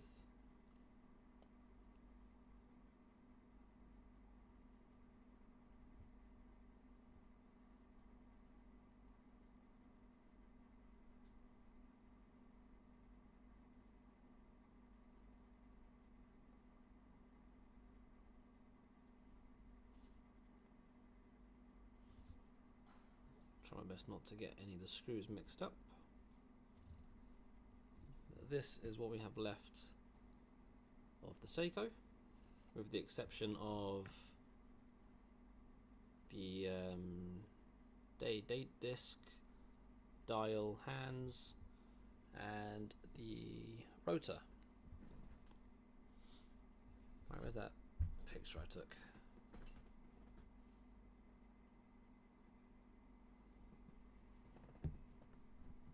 So I take my phone to my side.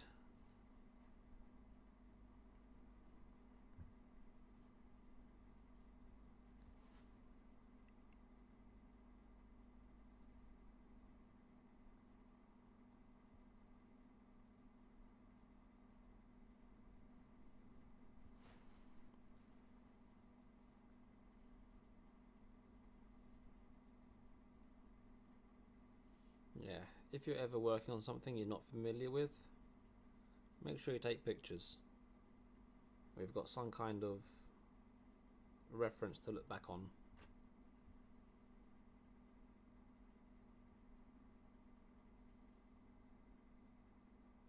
Can save you so much time. Otherwise you'll be looking on forums and just looking through images. I've been there.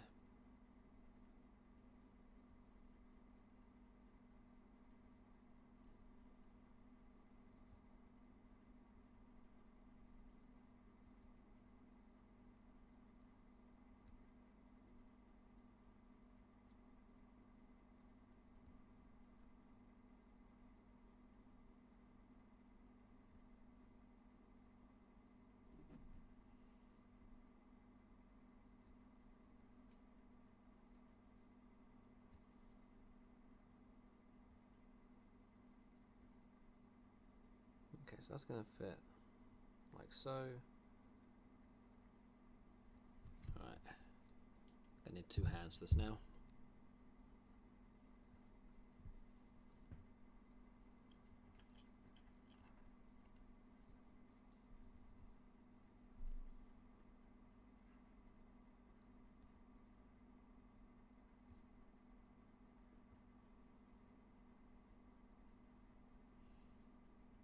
Alright, that's the first plate. There's 2 plates on this one. Each one's housing a spring for the one for the day disc, one for the day.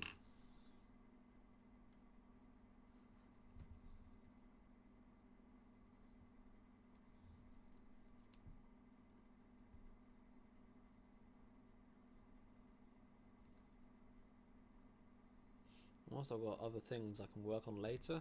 I want to make, or at least I want to make a start on creating some long form content, so shoot some videos.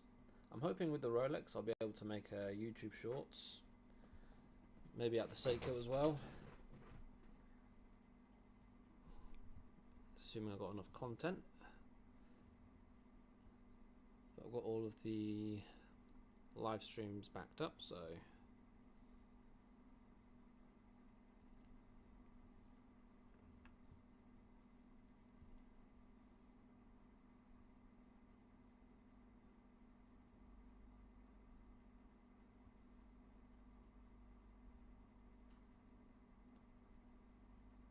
okay, date disc is in position.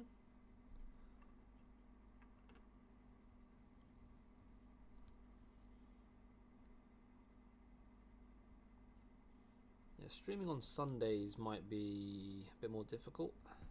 If I do, it'll have to be first thing in the morning. Because Sunday is the only time I really get to get food prepped for the week.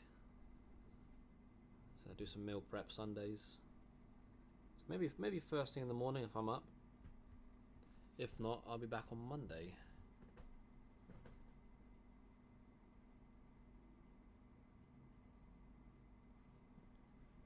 And how does this top plate go on?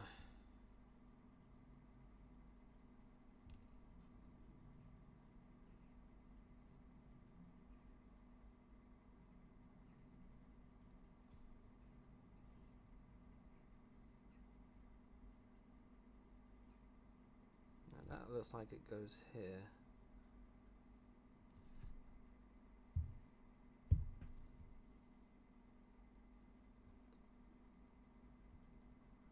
So I'm going to focus up here, try and get this plate on.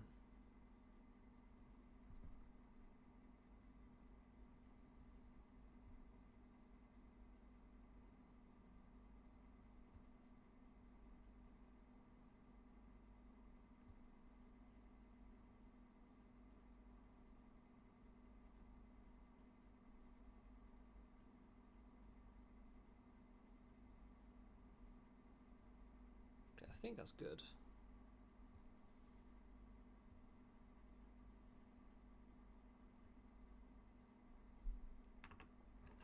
Yeah, it's just like when I'm not familiar with a caliber or a movement,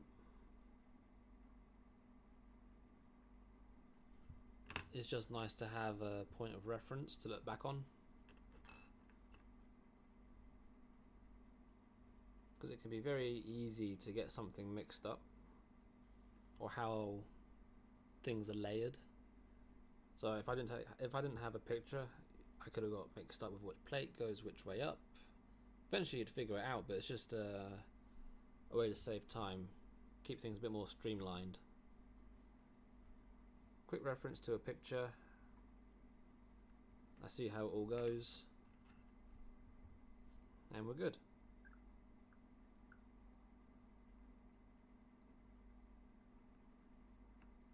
Yeah, it just keeps things streamlined, more time efficient.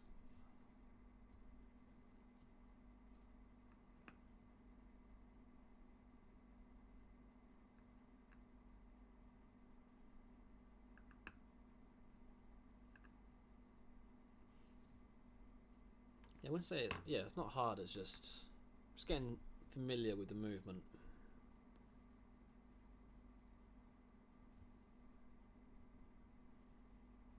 Because I've worked on like the date versions, but when you have like a day date, there's usually additional components. For this, it's the additional top plate.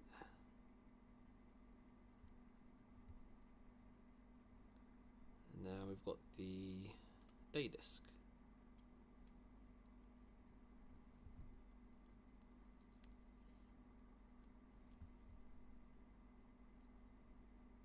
Oh, it's really fragile, that.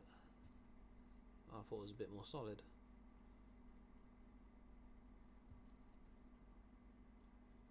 That's really flimsy.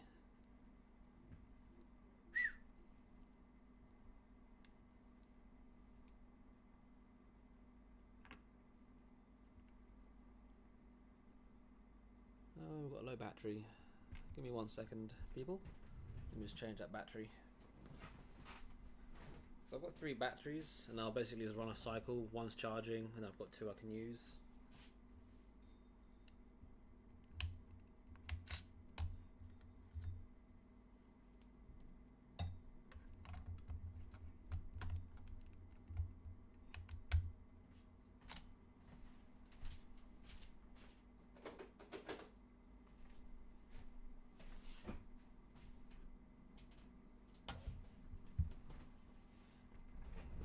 Turns back on, the focus is gone, so let's bring it back like best possible.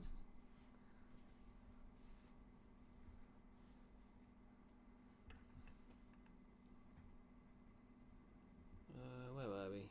Alright, so we've got everything on apart from the day disc. I'm just going to put a tiny bit of grease, just because that's what I would typically do on like most other movements, unless Seiko do it differently. So a tiny bit be applied for where the spring engages with the disc.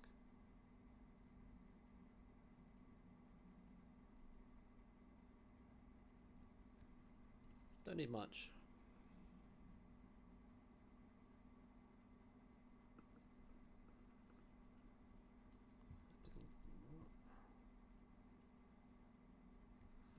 Should do.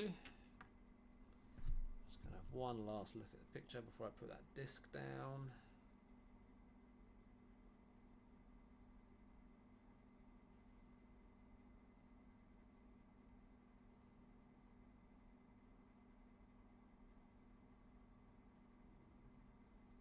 Alright, let's do it.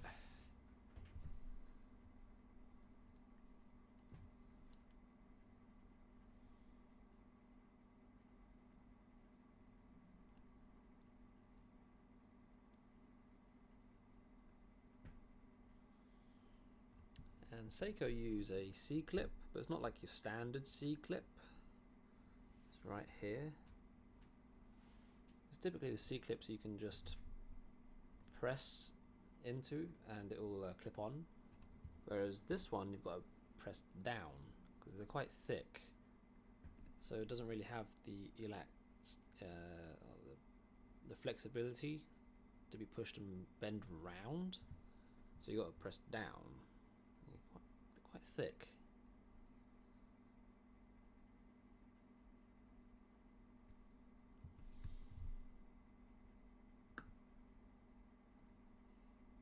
There we go.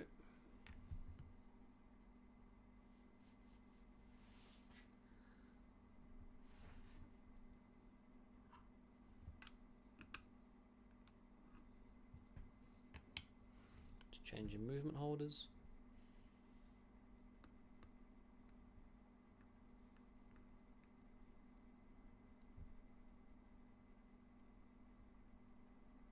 Now we're going to see if the day and date disc turn over nicely. There's one.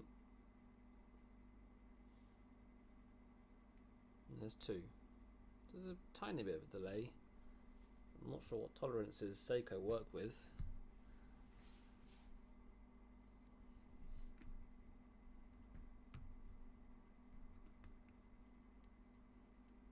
Grab a The date function works.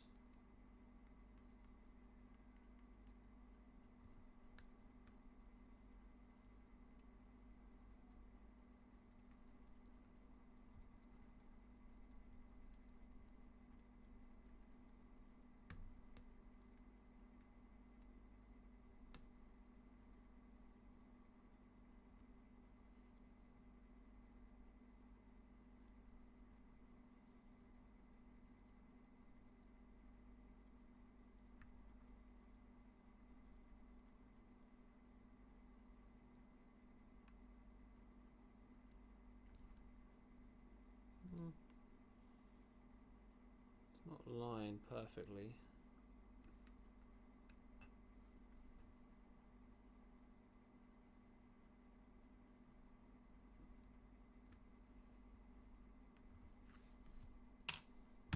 Let's go back onto the other movement holder. I feel like my fingers are getting in the way.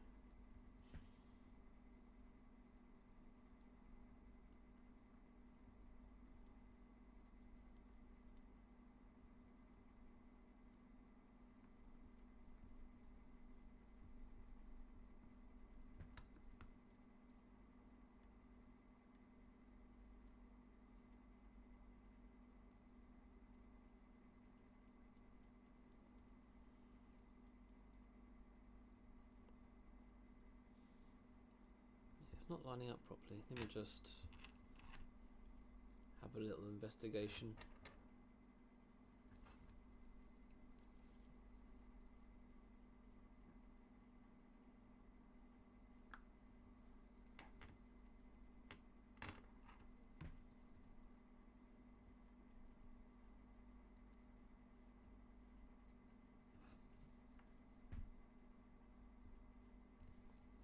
I don't really think there's a way to adjust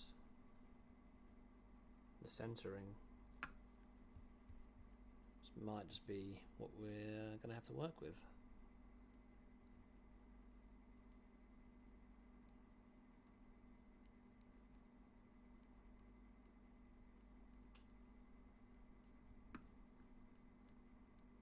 This goes around nicely.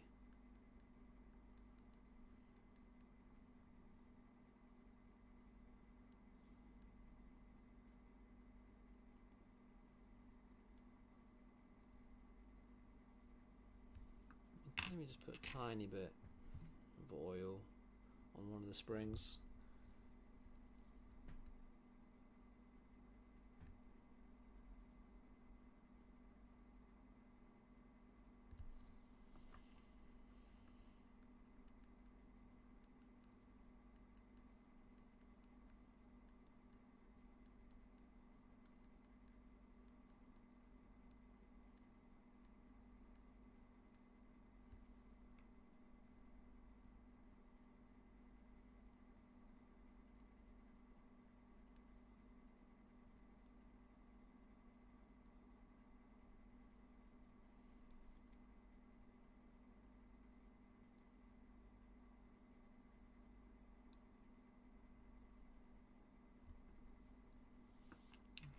I'm going to see how it looks with the dial on.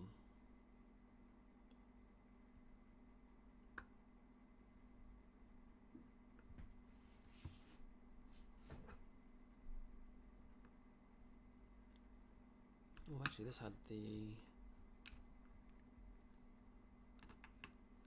like a movement. Oh, not a movement. Sorry, like a dial spacer.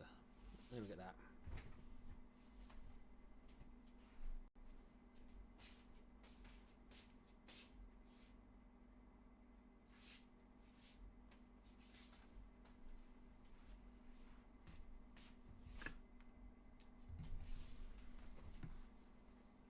This is also the case.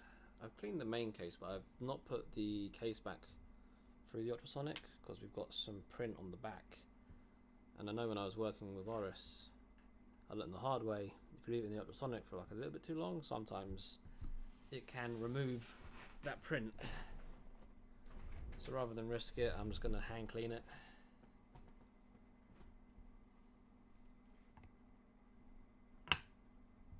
Okay, so this was the dial spacer ring, also like a movement ring.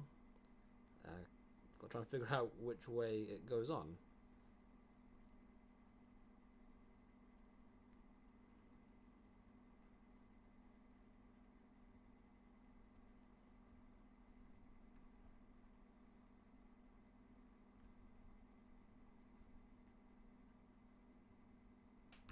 It looks promising.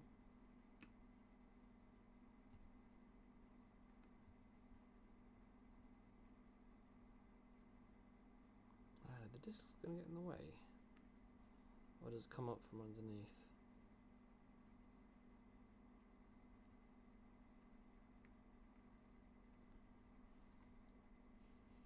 See-through case back. Yep. I'll show you the case back quickly.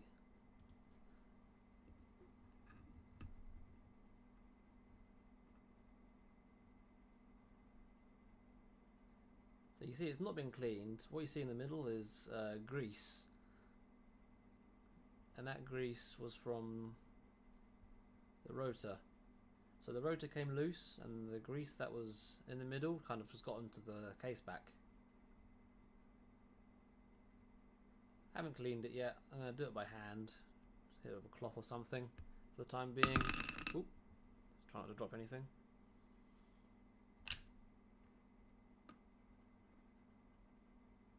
It'd be nice.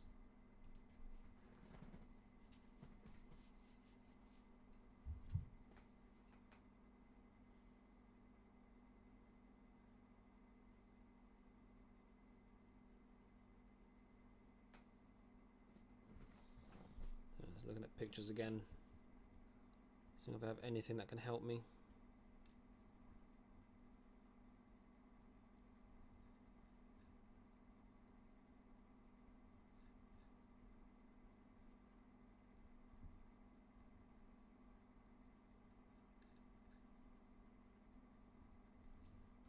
Okay, I think I know which way it's meant to go, and it looks like it's got to come from bottom side.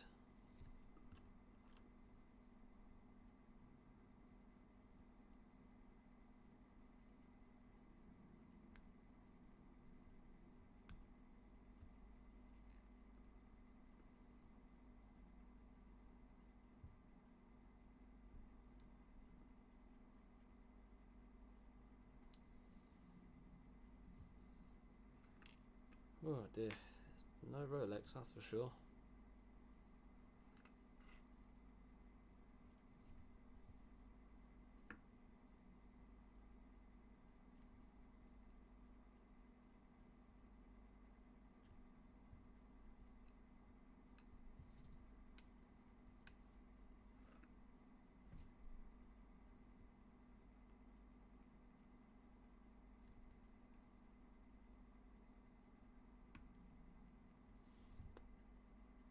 I might have to strip this back down. I'm just realising. This is why I shouldn't do movements I'm not familiar with in different days. I'll explain my dilemma. So, this ring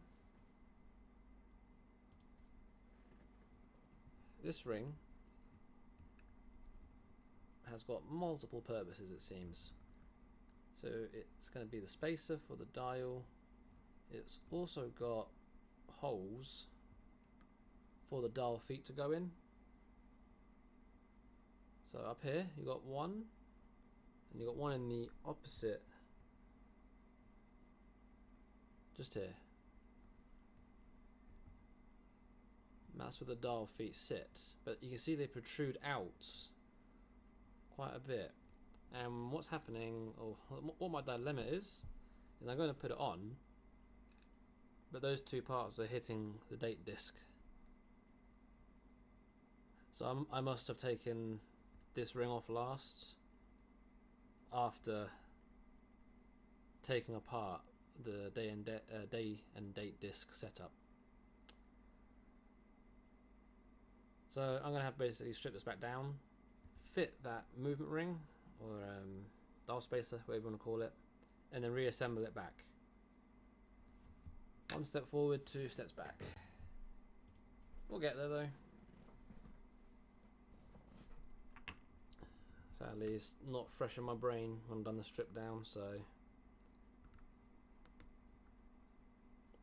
just kind of forgot that. It is what it is. No point complaining. Let's crack on. So now, what I'm going to do is take off everything we just put on. Oof. At least, you know, now you know. Yep. The good thing is usually when these things happen, it'll leave a little imprint in your brain for next time. So next time when I do it, I'll be like, oh yes, let's not get too carried away assembling here. I need to fit that ring.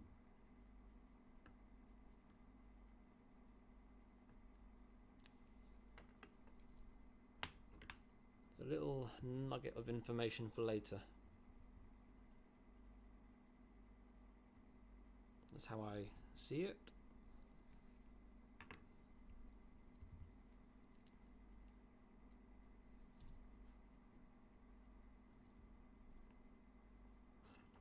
Thankfully, it's not overly complex.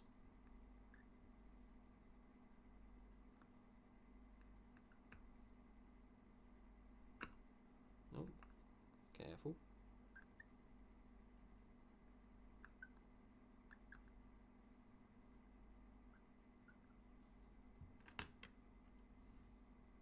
So 4 screws holding this whole thing down.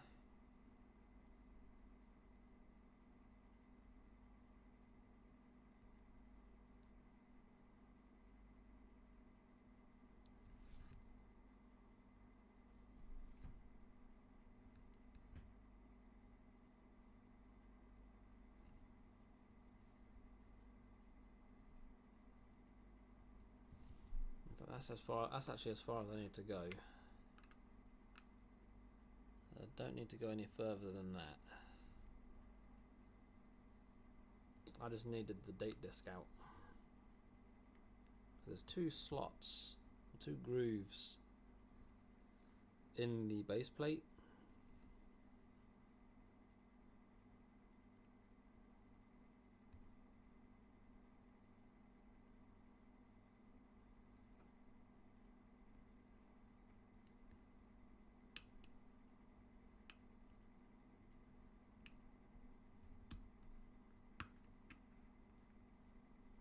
It's very snug.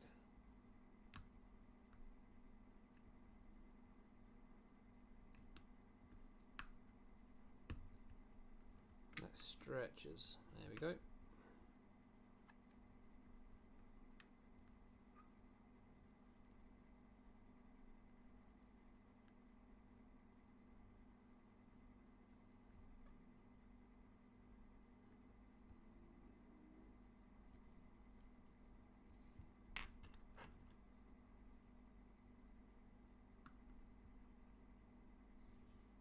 Okay, that's the ring in place. A quick drink.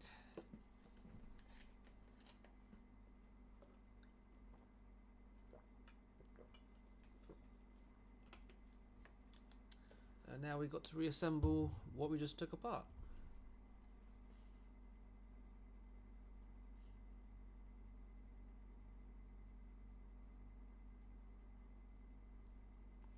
But it should be fresh enough in my brain now to just assemble it.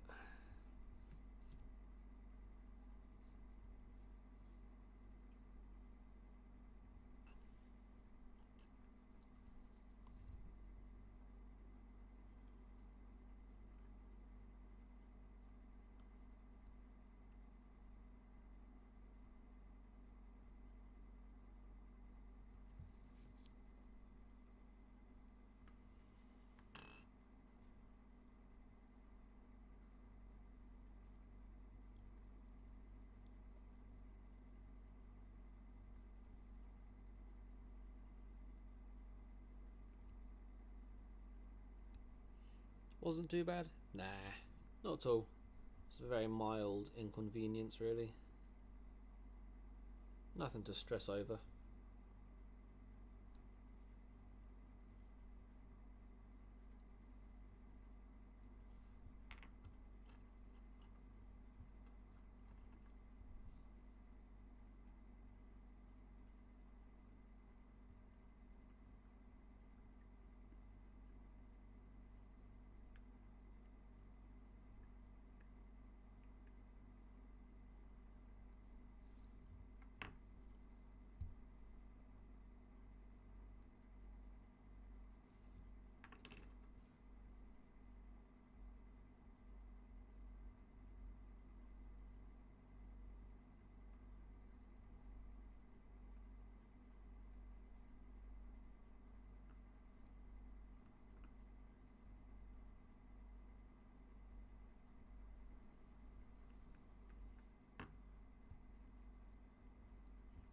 You think this movement's the predecessor to the NH35?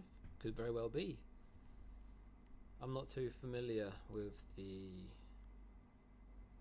I guess the lineup of movements for Seiko and how they progressed through the years, so I'm not sure which one would be its predecessor.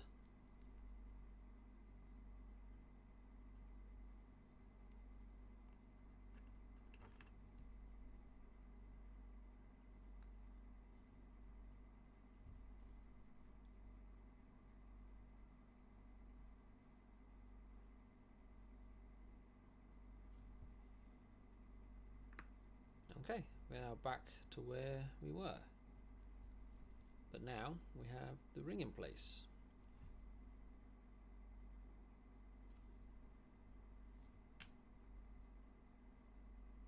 Just making sure there's nothing on the dial.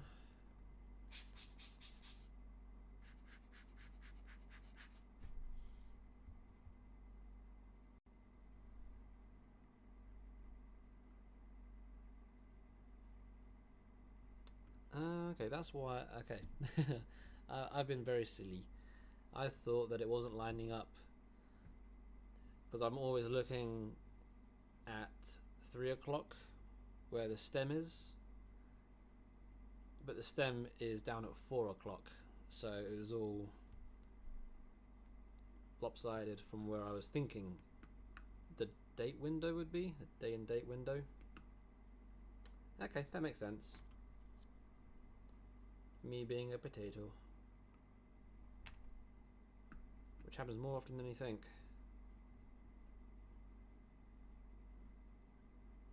Oh, stop. Stick up. Go down.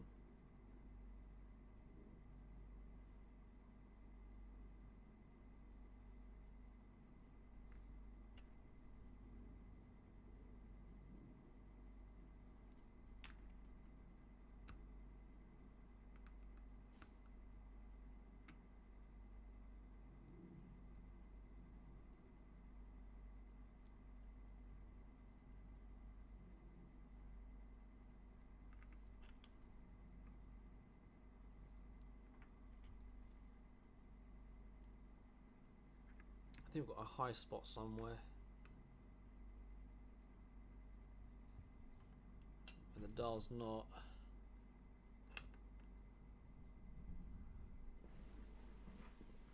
Wanting to sit flush.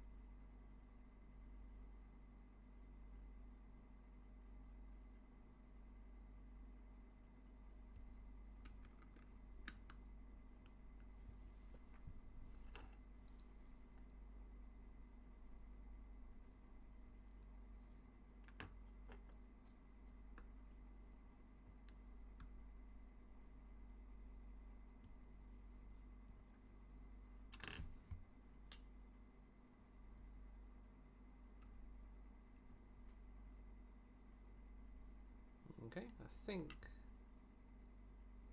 we're a bit better. Yeah, still wanting to raise. Why are you doing that?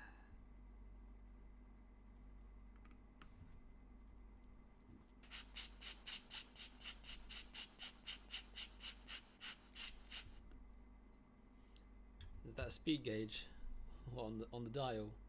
I'm not sure what that is. I'll be 100% with you. I couldn't tell you.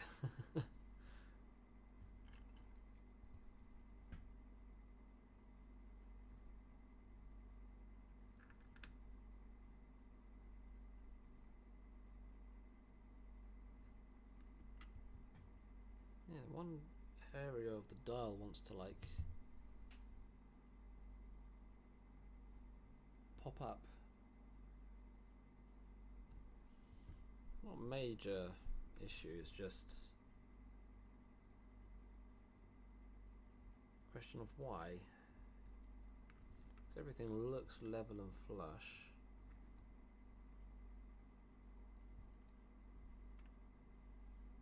No, nothing on the dial is there. No, dial's good.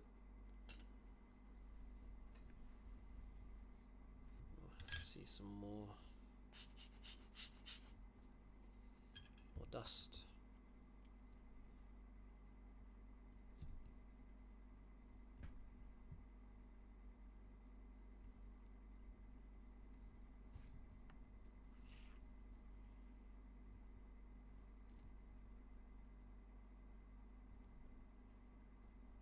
Oh, okay. It's not in completely.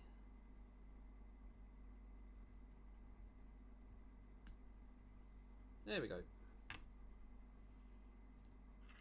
You may have just heard it snap into place.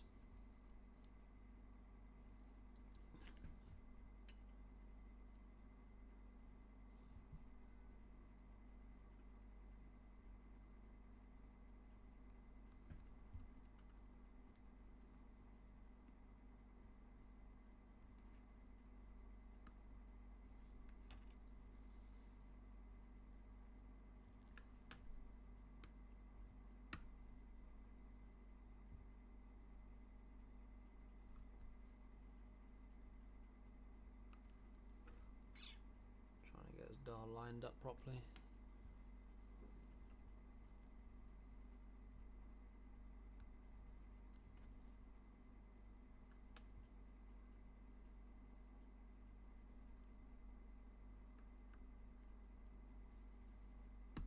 There we go. Okay. Ooh, it took a couple of attempts, but it's down.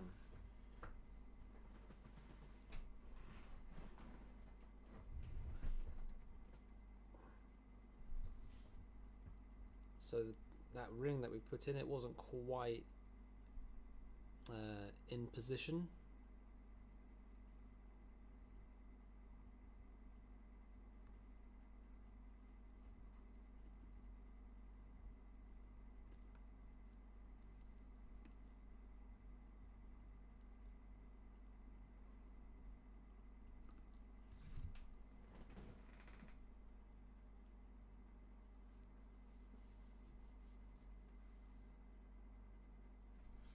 Not the prettiest movement, that is. It's not the prettiest. Definitely seen uglier though. You should switch out the case back of the Rolex with this one. What? So we have the glass case back on the Rolex. But you know, I have actually seen a thing on eBay or something like a custom case back for Rolex. Well, they'll hollow out the case back and fit a glass. So you can actually have an aftermarket glass case back on a Rolex. Which, when I think about it, it's actually quite cool. I can see why people would do it. It would look quite neat to see the inner workings of a Rolex.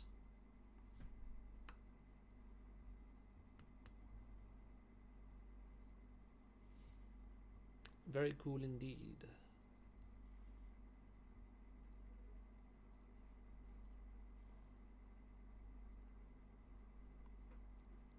Another gloss black dial. Just got to make sure we get every spec.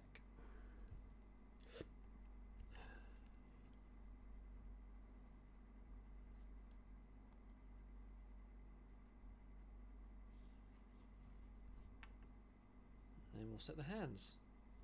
We're doing it the same way we've done with the Rolex. We'll go around until the date changes over.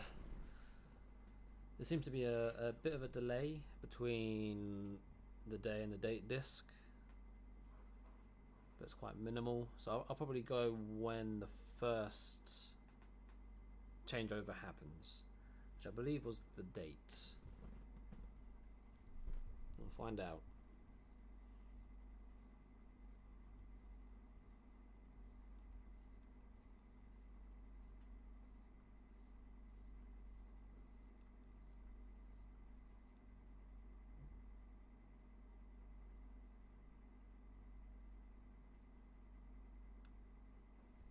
Okay, that was the date changeover. We'll set the hour hand.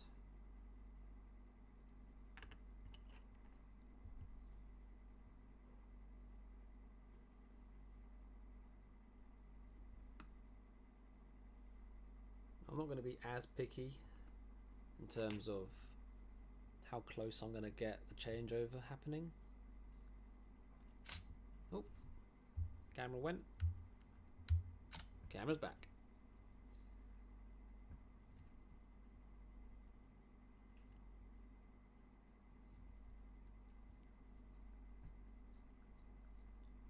But I'll aim for at least before and after 5 minutes.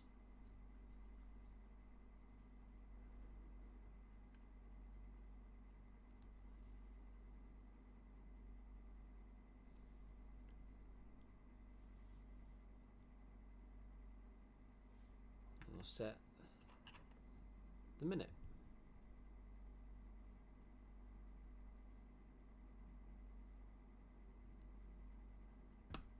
Nope.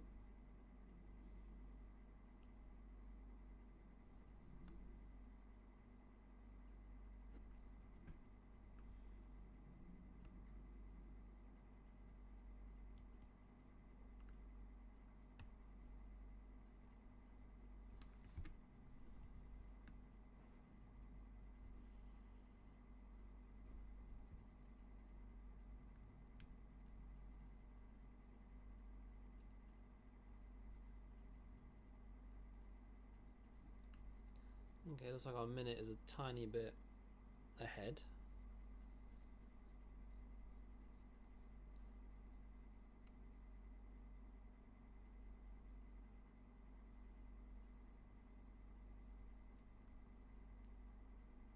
So I'm actually going to pull it forward just a few minutes. We'll set it to 6.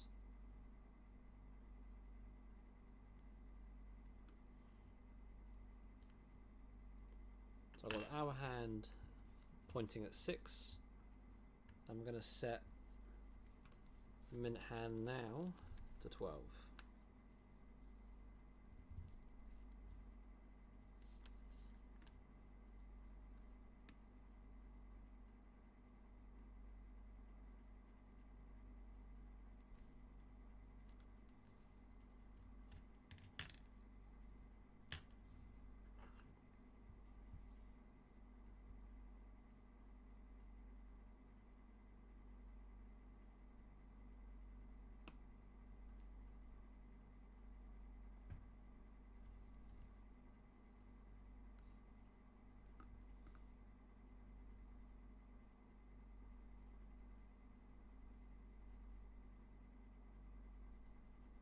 That's good to me.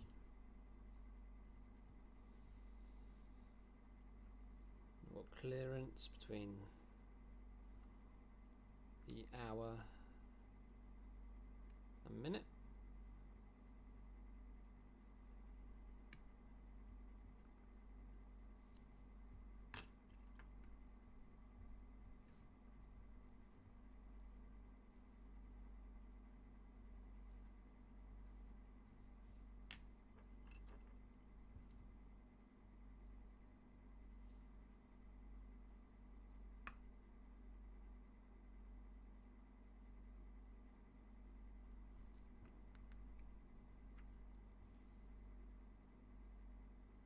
Just set down the seconds. It is riding quite low, so I'm just going to try and just raise it a tiny bit.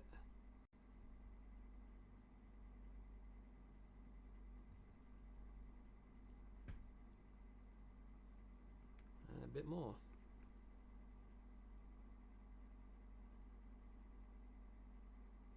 Be careful not to damage the paint.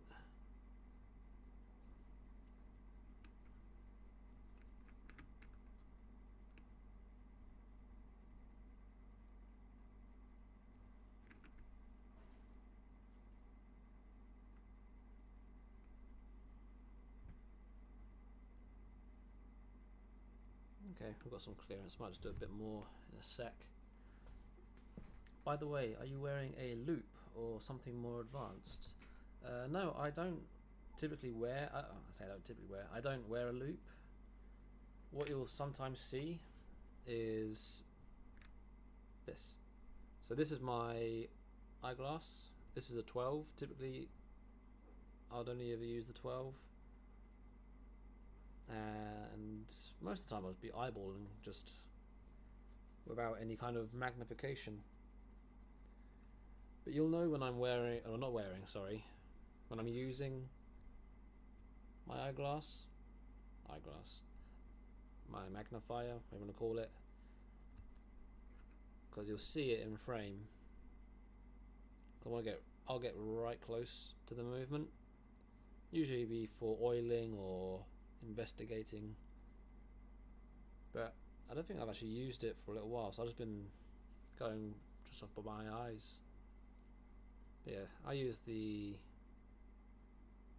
12x typically. That's mine. My go-to. I don't have a loop that you know, keeps it attached to me. If I do wear my loop, it will be just held by my eye socket.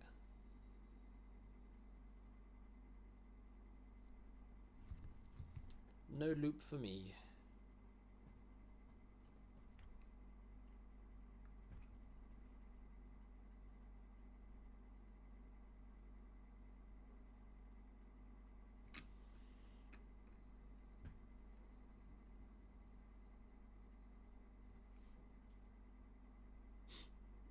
I've got to sneeze. Woo! Excuse me.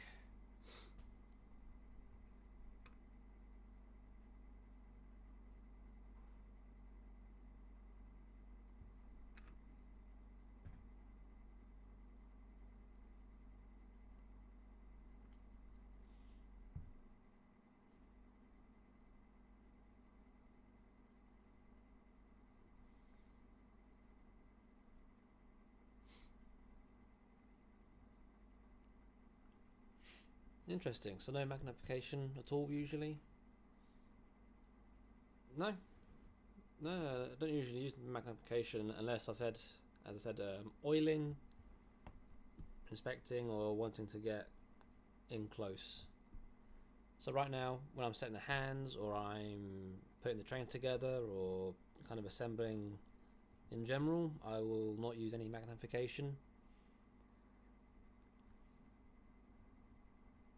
Even sometimes when I'm aligning pivots, I might use my eyeglass, but even then I might just go with my eyes.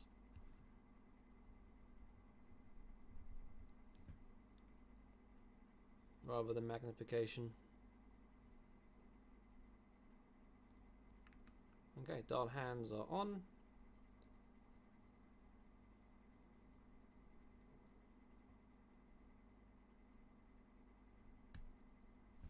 Beautiful. We've got our case. So it's got to take the stem off, take out the crown, case this up. Actually, we've got a bit of dirt still. I was going to quickly brush this case, a little clean by hand. A bit of pegwood. Got some gunk between the lugs.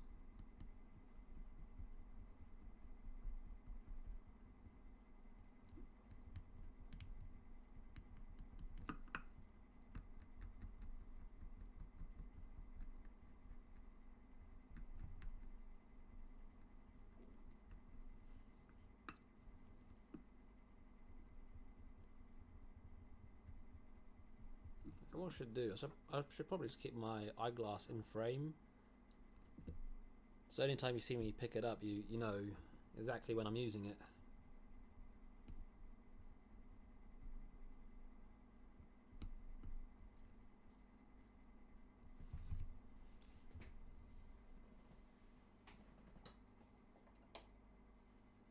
I was going to be brushing some of the dirt off quickly.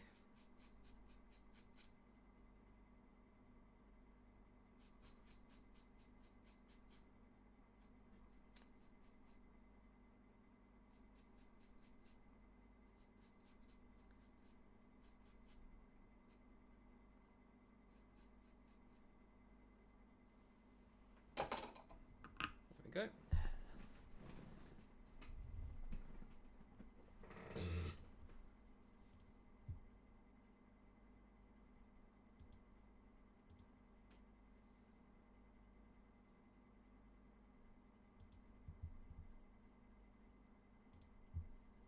Okay.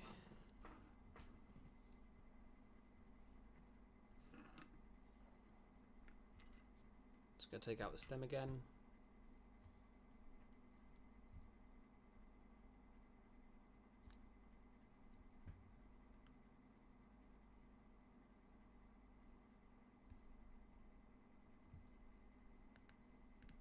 Where is it?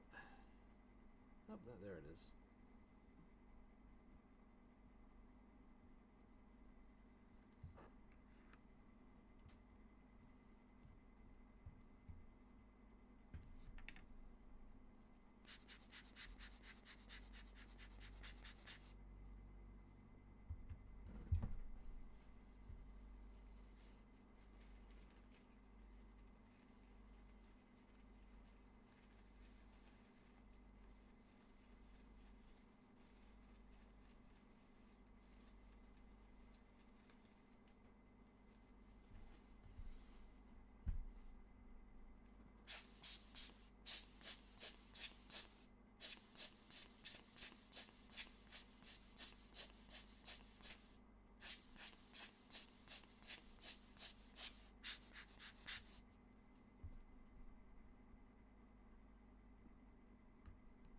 There we go. The case is on.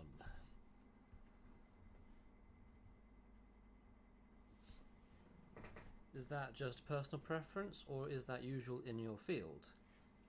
Personal preference. Lots of the guys that I work with they'll use loops. They'll have like I guess the eyeglass always attached to them. I personally don't, and I always use quite a high magnification.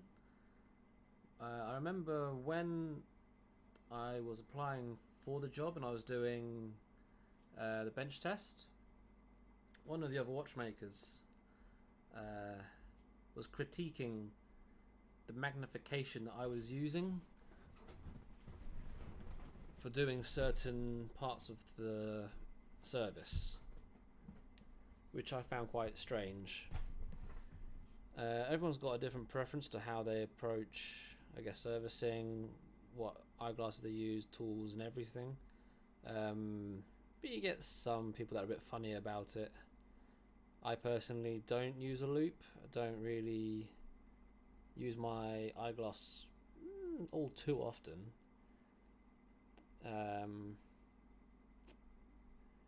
Most people probably use maybe a 2 times magnification, which I'll typically just use my eyes. It's only when I want to be very precise, so oiling jewels, maybe I need to align pivots, something like that, I'll use my 12. I would use a slightly lower magnification, like a 2 or 3, when I'm doing general inspection. Maybe I'm looking for hairs under the glass, debris, or something of that sort. It's just fun to ask as I'm thinking of what to buy. If you've not used them before, it may... What would I even suggest? Because I remember when I started out with the lower magnifications, which was like the 2 and the 3. And whilst I managed, I didn't realize just how much better the 12 was for up close work. Ever since I first tried the 12X, I haven't turned back using it, like not using it. And I've now been doing this nearly 10 years. Yeah, the second I started using a 12X, I haven't turned back. It's my go-to, personally. But it's down to preference. I have one of those cheap LCD digital microscopes. It's nice for inspecting, but limits accessibility. Are those the ones that jewelers use? I see. Is that the same thing that I'm thinking of? Where it's like it's almost like a headset kind of going down top of your eyes, like you get two magnified specs. I've seen some jewelers use them. Is that the sort of thing you're referring to? Because yeah, those would give you very limited accessibility. Electricians use them. Yeah, they'll probably give you some limited accessibility in terms of how close you can actually get to the watch. No, it's just a stand thing. Okay. Because what I'm thinking of with a screen I can look at. Oh, okay. No. Yes, I'm now. Yes, I know the one you're referring to. I know exactly the one that you're referring to. Yeah, I'm following. I know exactly the one that you're referring to now, because I was looking at them when I was looking at the cameras. Yes, I know the one. So my mind went somewhere else, thinking of one of the headset variant, magnifications. But yes, I was looking at something like that for this camera that you're seeing here. Because they look pretty good, but they are quite bulky. I wanted something that can be quite flexible. But yeah, I know the type that you're referring to now. Quite big, quite bulky.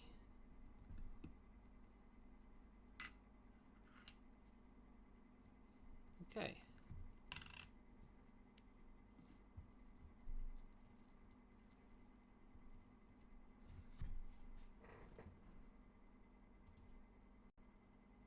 I was thinking about getting a camera like that for when I do this, but I think they had very limited ability, kind of like what you're saying with accessibility.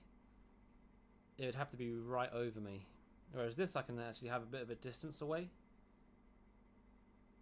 To try and get your hands involved and whatnot would be quite a hassle.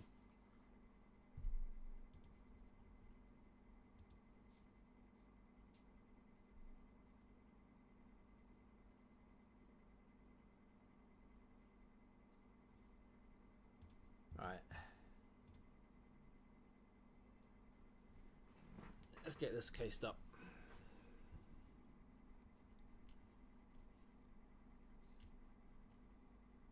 So I was going to put a bit of Fomba lube on the tube. The gasket is actually on the crown, so I was going to put some Fomba lube there.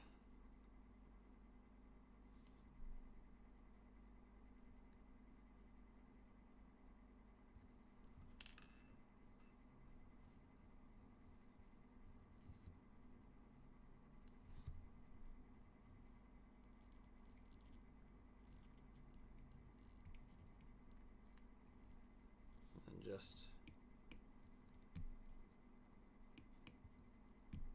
okay, stem functions whilst it's in the case, which is always good.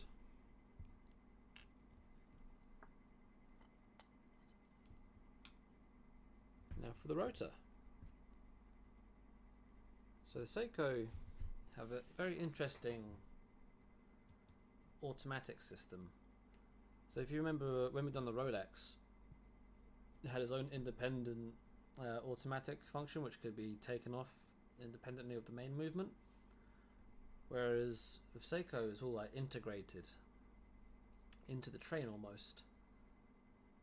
So the rotor will screw on in the middle onto this post, which then engages, I can't remember the name of these hands that wind the automatic function, but this wheel will turn its hands. If I try and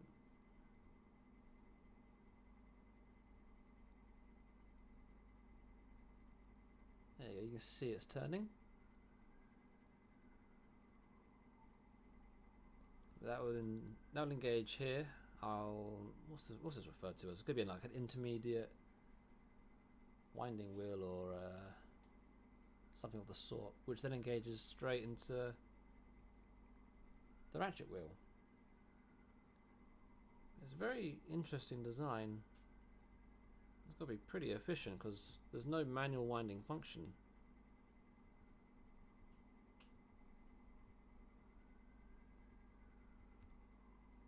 Make sure everything's clean.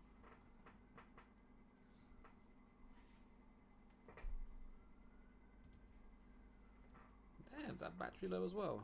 Alright, let's go turn this camera off for the time being. Let's bring you onto the zoomed in camera.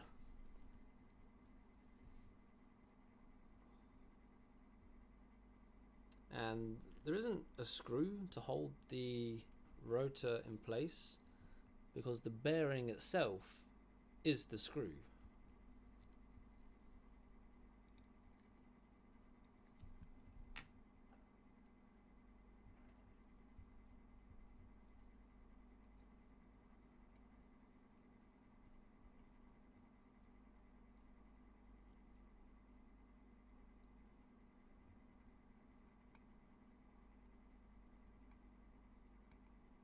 Let me get a bigger screwdriver. It's quite a big jump.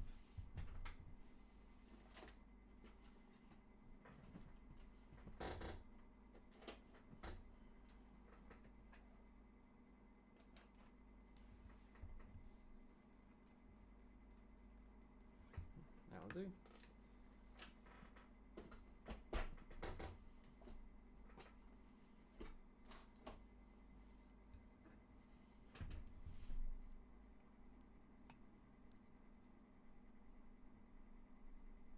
Make sure that's torqued down, because this was what came loose when it came to me. That's why there's grease on the glass.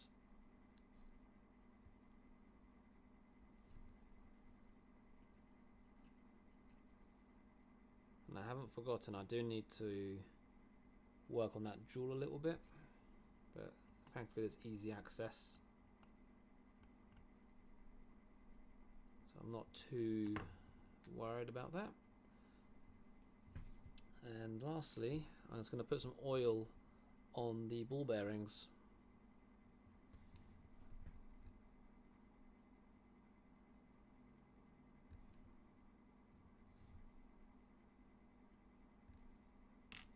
See a hair.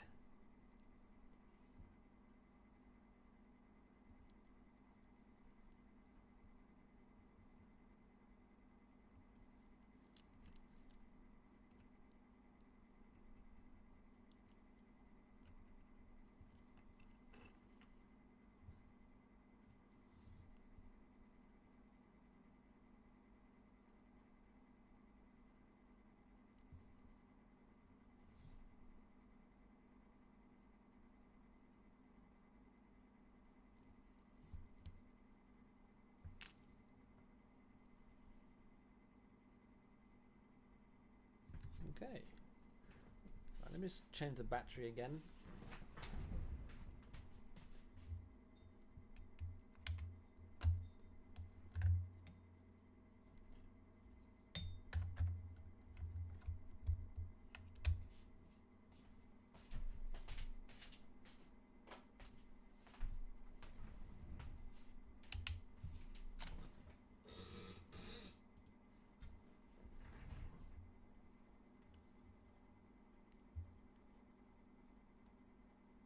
I actually quite like the setup of having two cameras on at the same time.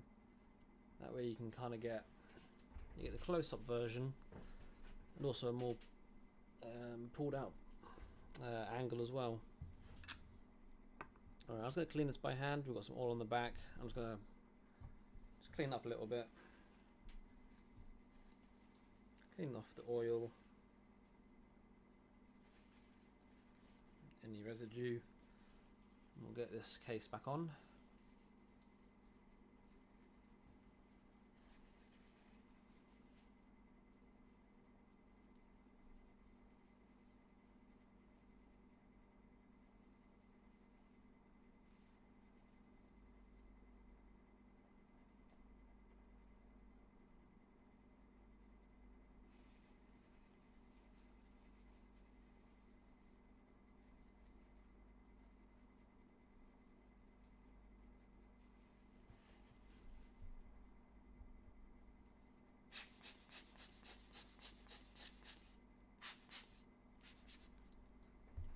And also, just a little bit of fumble loop for the thread.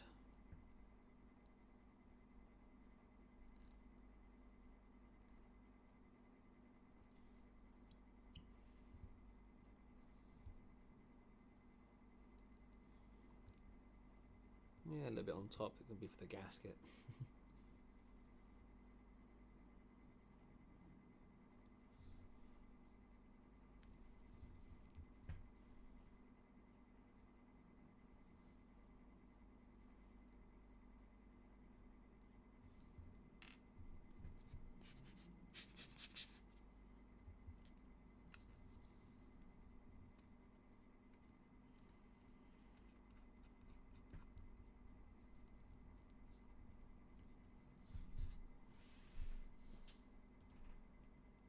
The glass case back actually looks quite nice.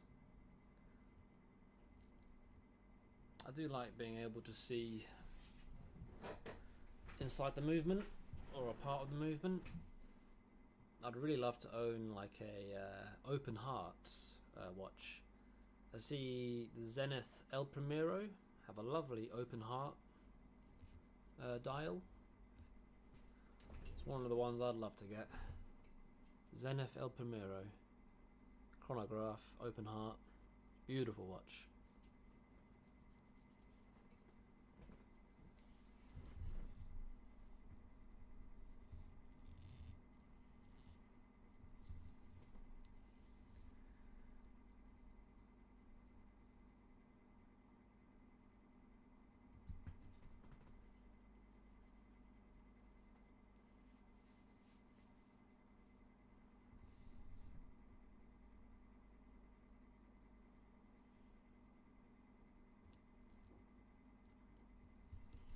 And to hide a movement like a Rolex movement feels so wrong. I agree.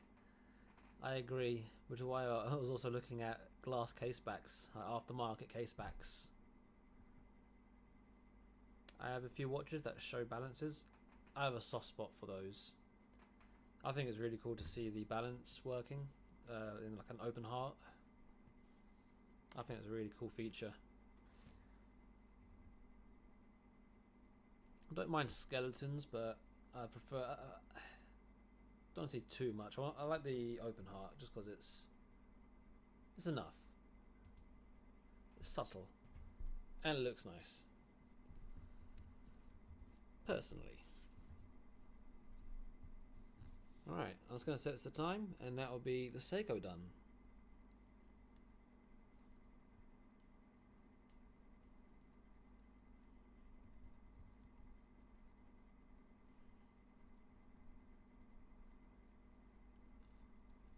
Been a good day. Got the Rolex done. We'll get the Seiko done. Trying to think what I'm going to be doing after this. This might be it for the time being. Or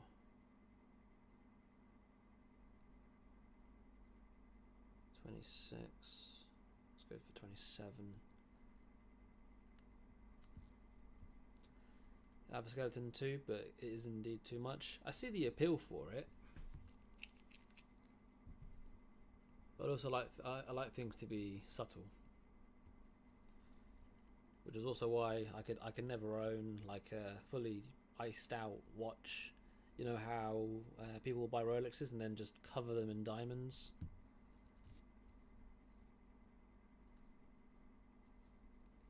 Yeah, that couldn't be me.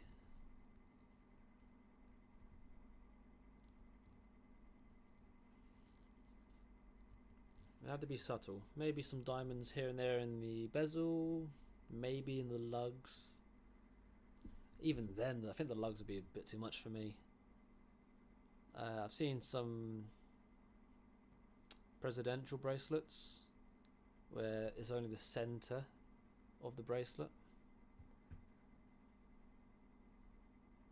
Tourbillon is cool though. Don't have that. I've never worked on a tourbillon. They look really cool.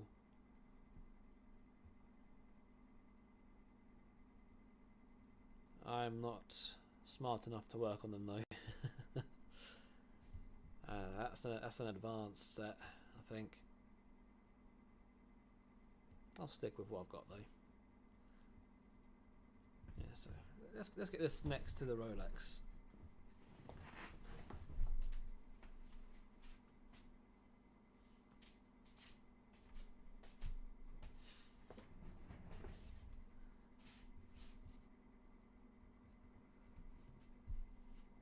Today's watch is finished. Rolex Datejust Seiko 5 automatic. I'd say it's been a pretty good day.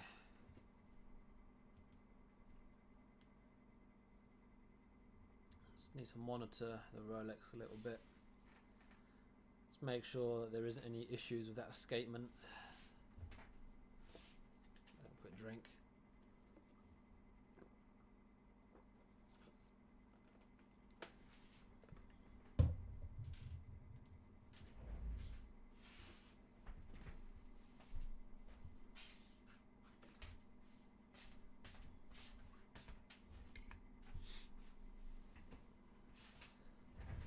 This is another watch which I need to service. So Longines.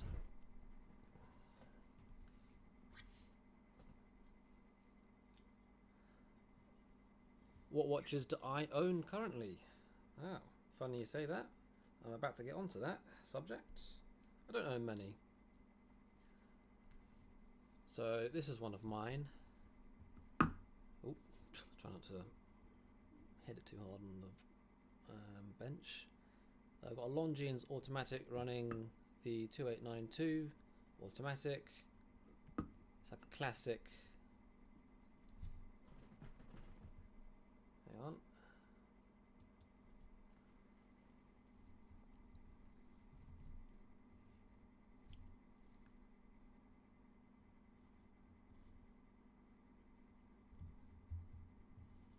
Zoom in. This camera's just not quite cutting it.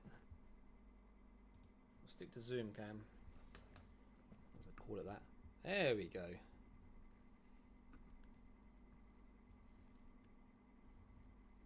So this is one of mine. It's a Longines automatic.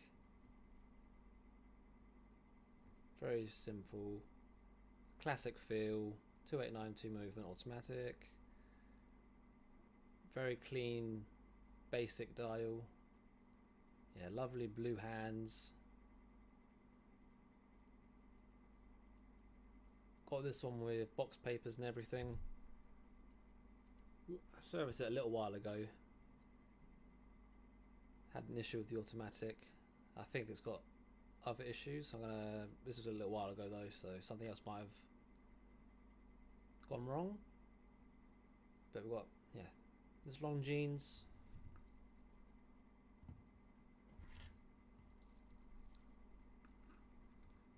My Rolex date, which I have said I needed to service probably for the past year. Sadly just hasn't been done. I've owned this for a few years now. It's had a dial restoration. The movement, so much of the movement was replaced because it's rusted to hell. It's running the Oyster bracelet. Yeah, dial's been redone. I need to get some new hands for it really. New glass. Get it refurbed. The case is a bit marked, but it's an old date. There you go. Is that an ETA 24 something? Yeah, it's the 2892, ETA 2892 for the Longines. And this Rolex is the 1575 caliber from the 70s.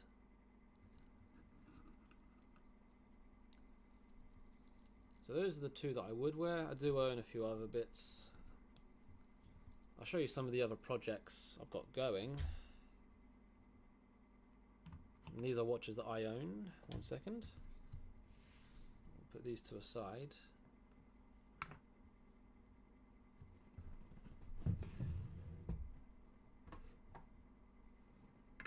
Got dirt and stuff on here.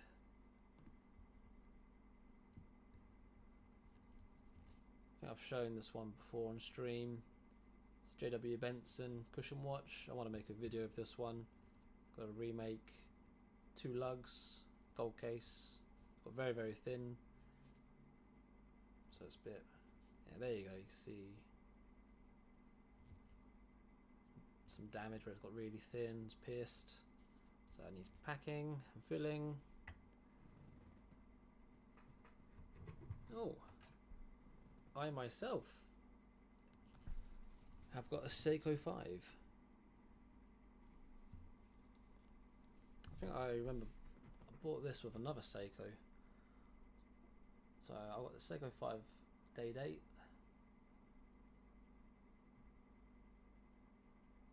I think I've serviced this one, so I haven't really worn it that much.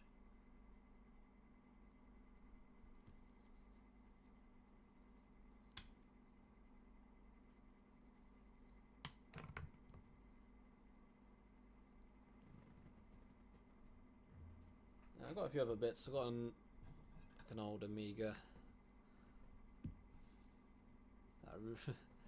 Yeah, definitely seen better days, this Amiga.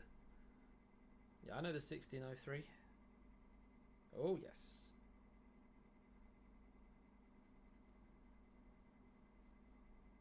That's just the date just with the gold bezel.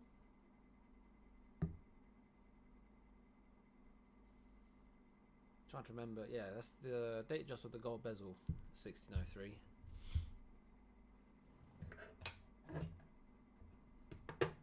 Lovely watches. It's going to be a similar sort of era to the dates.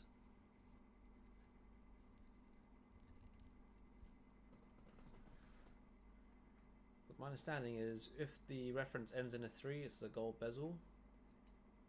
There's other references, so you can ID if it's yeah, gold bezel. I think it's one for diamonds.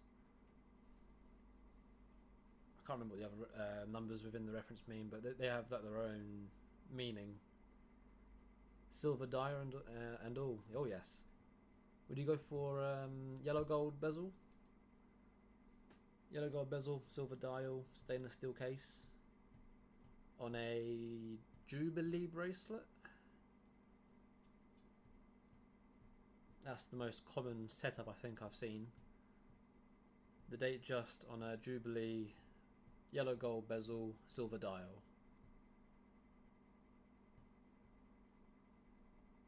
Is the most common one that I've seen, at least.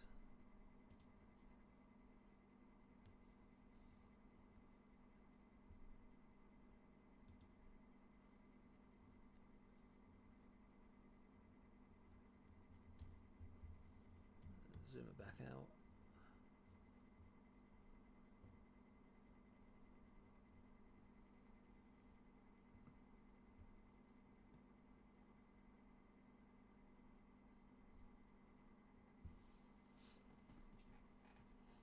That would look good. That would also look good, but I like the white gold bezel if I were to get one. White gold would be nice. The only thing with white gold is I think it blends in too much with stainless steel. So it might look like or appear to be a stainless steel bezel on a stainless steel case. Whereas if I was to get something gold, it would, you know, I want it to pop and stand out. Nothing wrong with white gold, or you've got the platinum bezels as well.